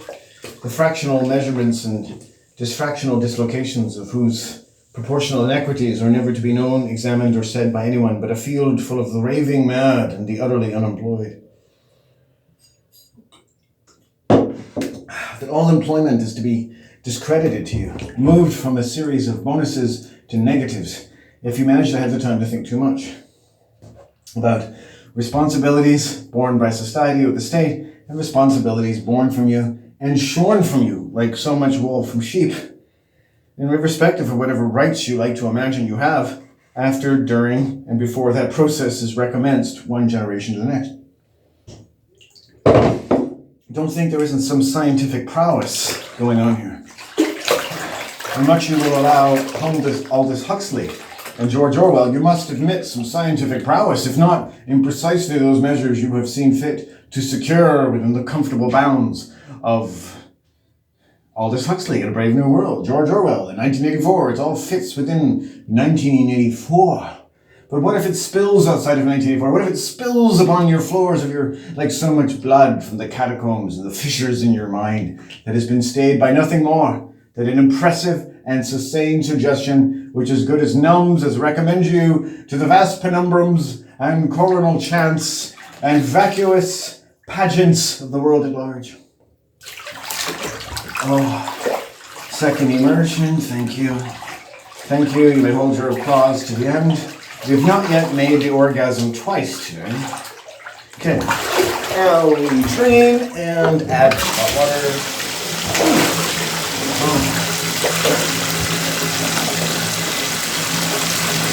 Oh.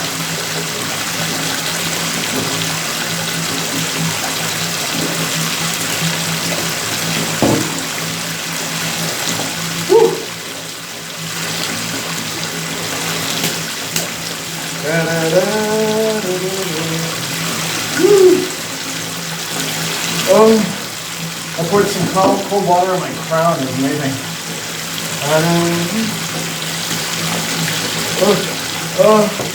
Oh, that's good.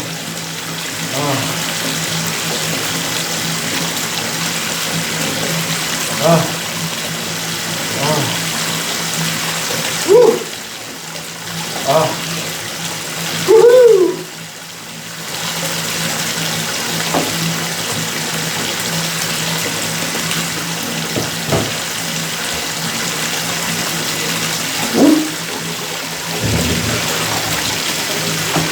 There is no greater bull that Christ was born again, that everything diabolical should forever have its way.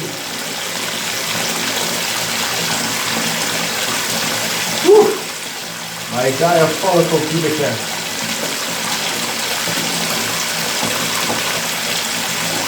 Woo! Woo! We made it safe. We made it safe.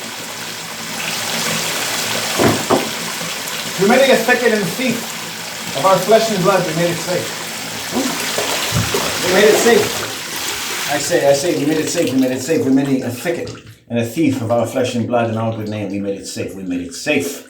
And many of our fellow men, sickened as they are, we should find some sick tentacles among those as desperate as we, but none as lucky as we have been in our step through this world. And so we make it safe. We make it safe and hold the kingdom for what we can.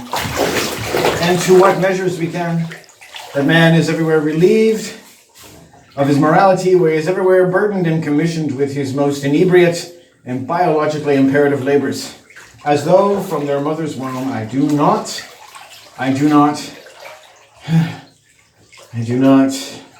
relish the tasks that are at hand. There's so little mercy of that hand for mankind in general to be acquitted of his labors faithfully. So it's terrible, yeah. Oh, the last immersion. Oh my goodness gracious. Oh.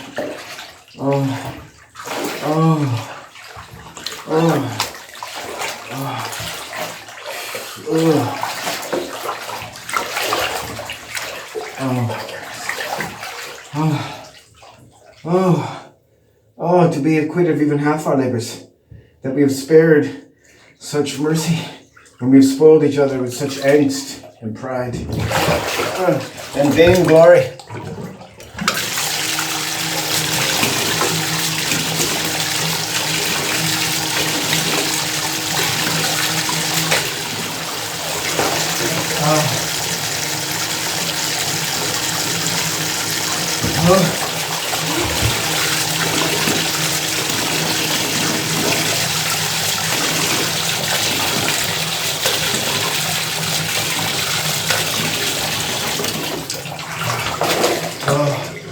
Air, let it drain. Oh, be cold for a minute without and let it drain. Woo! Woo! And so much in these sounds, it sounds good to me. That so little sound may relieve me of so much stress. It tells me that my labors are good and strong. Woo! So many vulnerabilities comprehended by the stress of heat and cold at the end of a much fatigued day.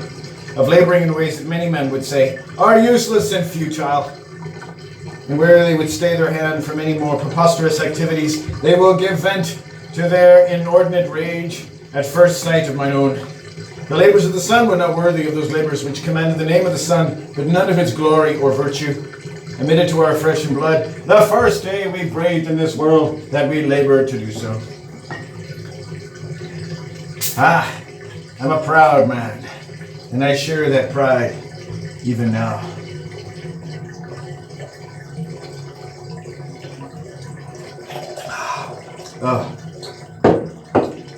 Woo!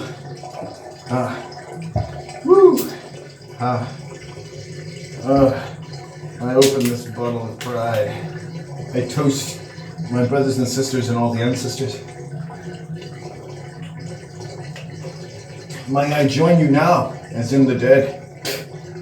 Be spared not any luxury of tarrying upon this earth and carrying on as people do in the fashion of the day.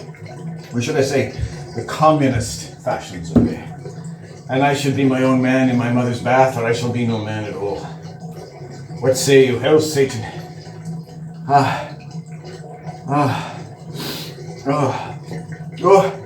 And here I feel everything. Everything. And so I gain everything that is to be gained by the labors which I undertake to hold faith where faith itself is broken before I even learn to speak. And you who think nothing of these words,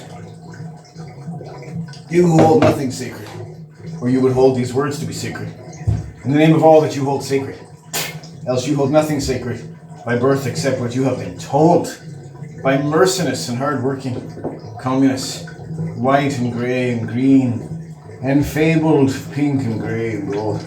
In the many robes they wear, whilst they minister wide and far over things like virtues and community strength and noble service of the ribbons they wear, and the gallant processions they make of their inerrant word of God and communist dictator alike. And where would you say that I expend my breath in vain? You labor in vain.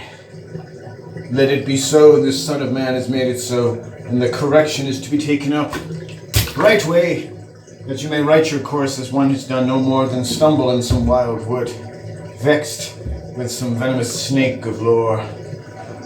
For a moment, if an age, right your step, my fellow man, my brother, my sister. Let not there be a wolf who is not tempered in their way by the howls of the fiercest among you, who have felt the sting of the whip and liked it not at all. And the whip that's held in the tongue of our women, I shall spoil or sport not. For any of its generosities, I would rather do my time in the wilds all by myself and return to my mother's bath as aforementioned, and foreshorten my days with some consideration for she who has spent her labors where she may, and I where I may, and we should be at peace again as once before. And many greens things shall green in the quiets of our evenings, that you shall not have in all the quietude of your own, unless you make some venture outside the strokes of communist divinity, which have held sway over the scriptures of your entertainment, and your leisure, and your labor, and your lascivious educations.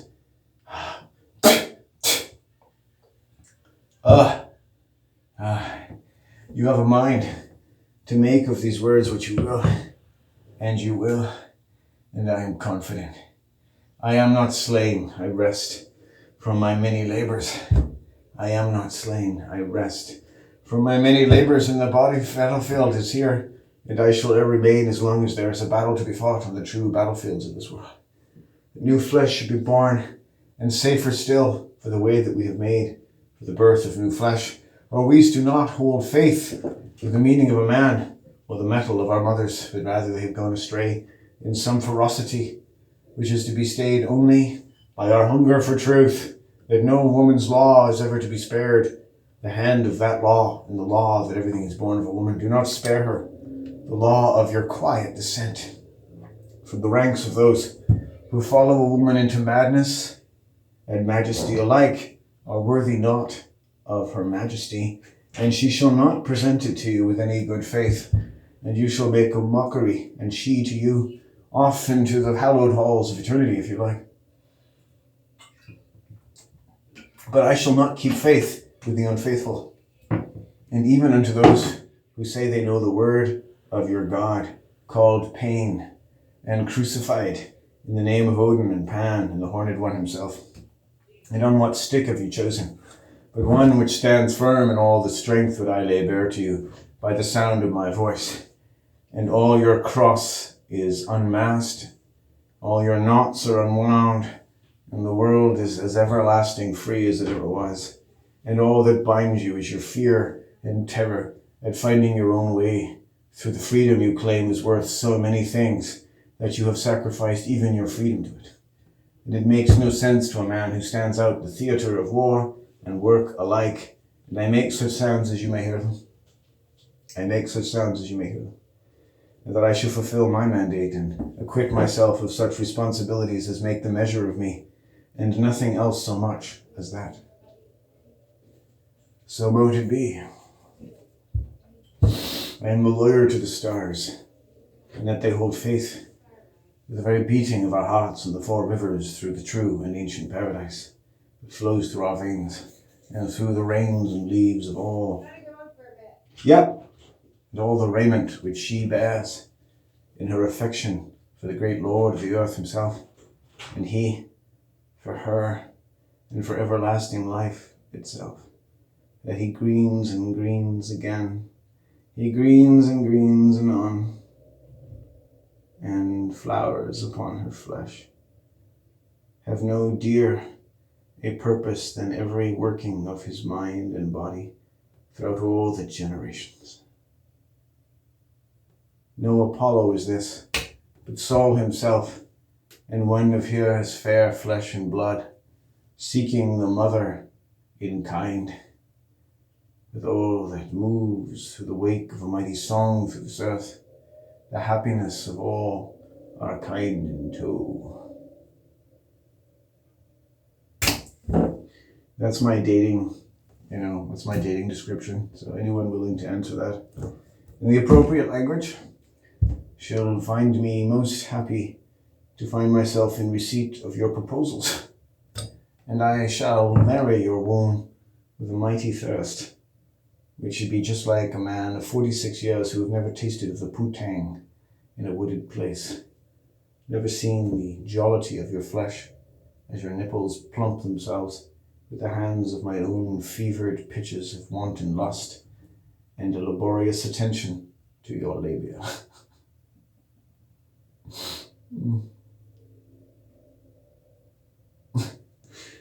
The fumes of which, the scents of which are never so well mixed.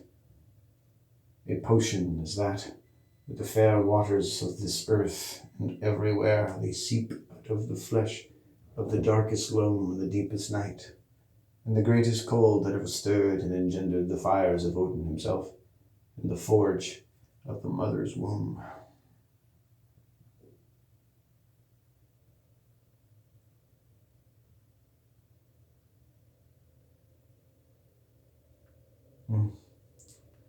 Delete that, YouTube. That's one of those days where I haven't really eaten much since I got into bed. The tides of my body. Man. Shit. Oh, God, it's like a fever. It's come over me a bit. Wow. Oh. Whew. That was good.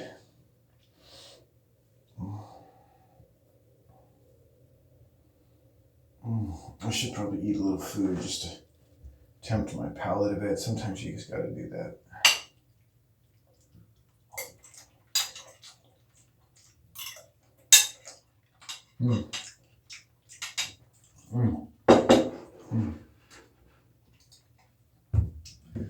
It's quite good.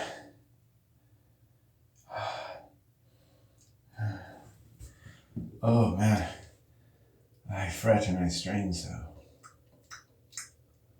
Where is my relief? Where the maiden's breast, the cool of the sound of a kind heart that makes itself true to mine ears, the way the sun makes itself true to the careers of seasons of spring after spring. Where once so true, I grieve so and sad that I have not any reason to suspect that our meeting is nigh.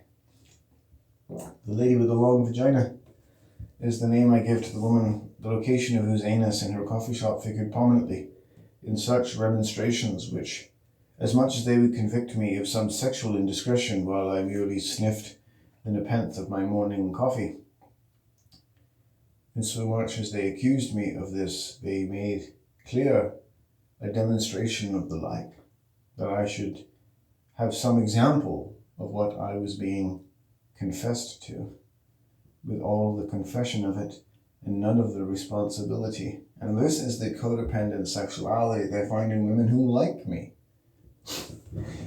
Right? And it's just like, whoa. And it's just like, I know the serpent's tongue when I hear it. And these women are sheer insanity and madness.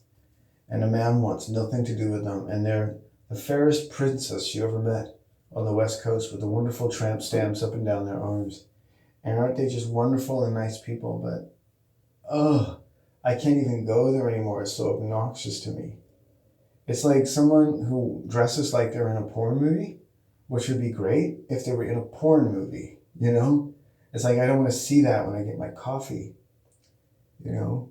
And the location of the place out of which her excrement comes figured prominently in me being socially censured sexually. And subsequent to which, her and her female lesbian partner started flirting with me. Like, it became clear that my continued patronage was to be considered an assent to our increasing intimacy and the prospective union of some kind that was to be foreseen over the nearby horizon, built one Americano and scone at a time. And I just wanted nothing to do with it. And that it started with some considerable interest in her ass pipe in time and space with respect to my coffee. I called her the lady with a long vagina because it's a long story and she probably has a long vagina, you know? And I just called her the lady. She's a wonderful woman, but I call her the lady with a long vagina because I just can't handle these types of women. And to be able to go to a coffee shop and not be sexually harassed would just be beautiful. And as I've grown in my walk, women respond to me differently. Older women. There's a fucking old woman walking her dog down the beach behind me. She could have walked it anywhere. And, go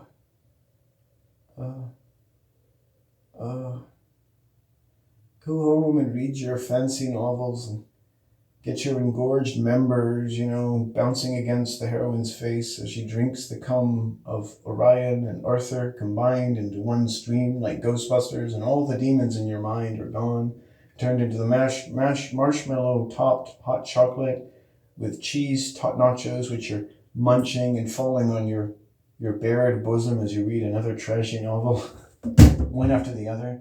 Barbara Taylor Bradford, Sidney Sheldon.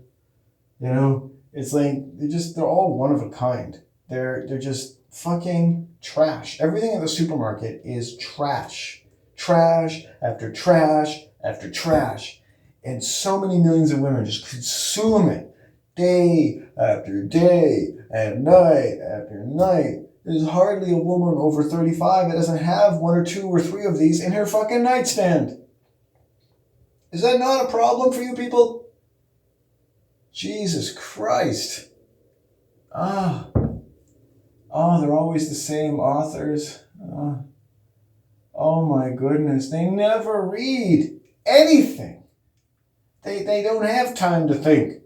Have you figured out everything? Have your ovaries satisfied in having acquitted themselves of some kind of celestial correspondence with the nature of reason itself? Yes, I'm very happy with that. I'm becoming a man every day. Better man than you, I dare say.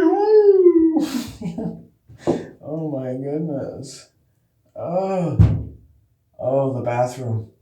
A place where many secrets are kept. Anyway, I think I've pretty much done what I can do here. I gotta get out of this place.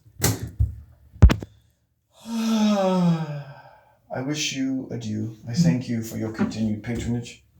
I commend you to a world of many sudden gambits of mischance, yet the promised torch, the promised fruit, the harvest here and there among some celestial world that, draped with this, makes some generous offering of even the unbidden mixtures of the world of a child and what man has made of man.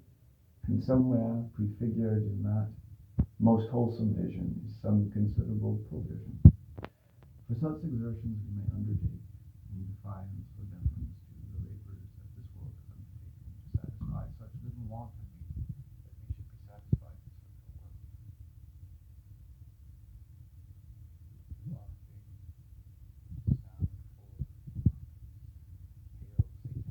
Hail Satan! Lord of the earth, hail Satan, who speaks the pain that God would rule over the earth and make sense where nonsense has come to rule.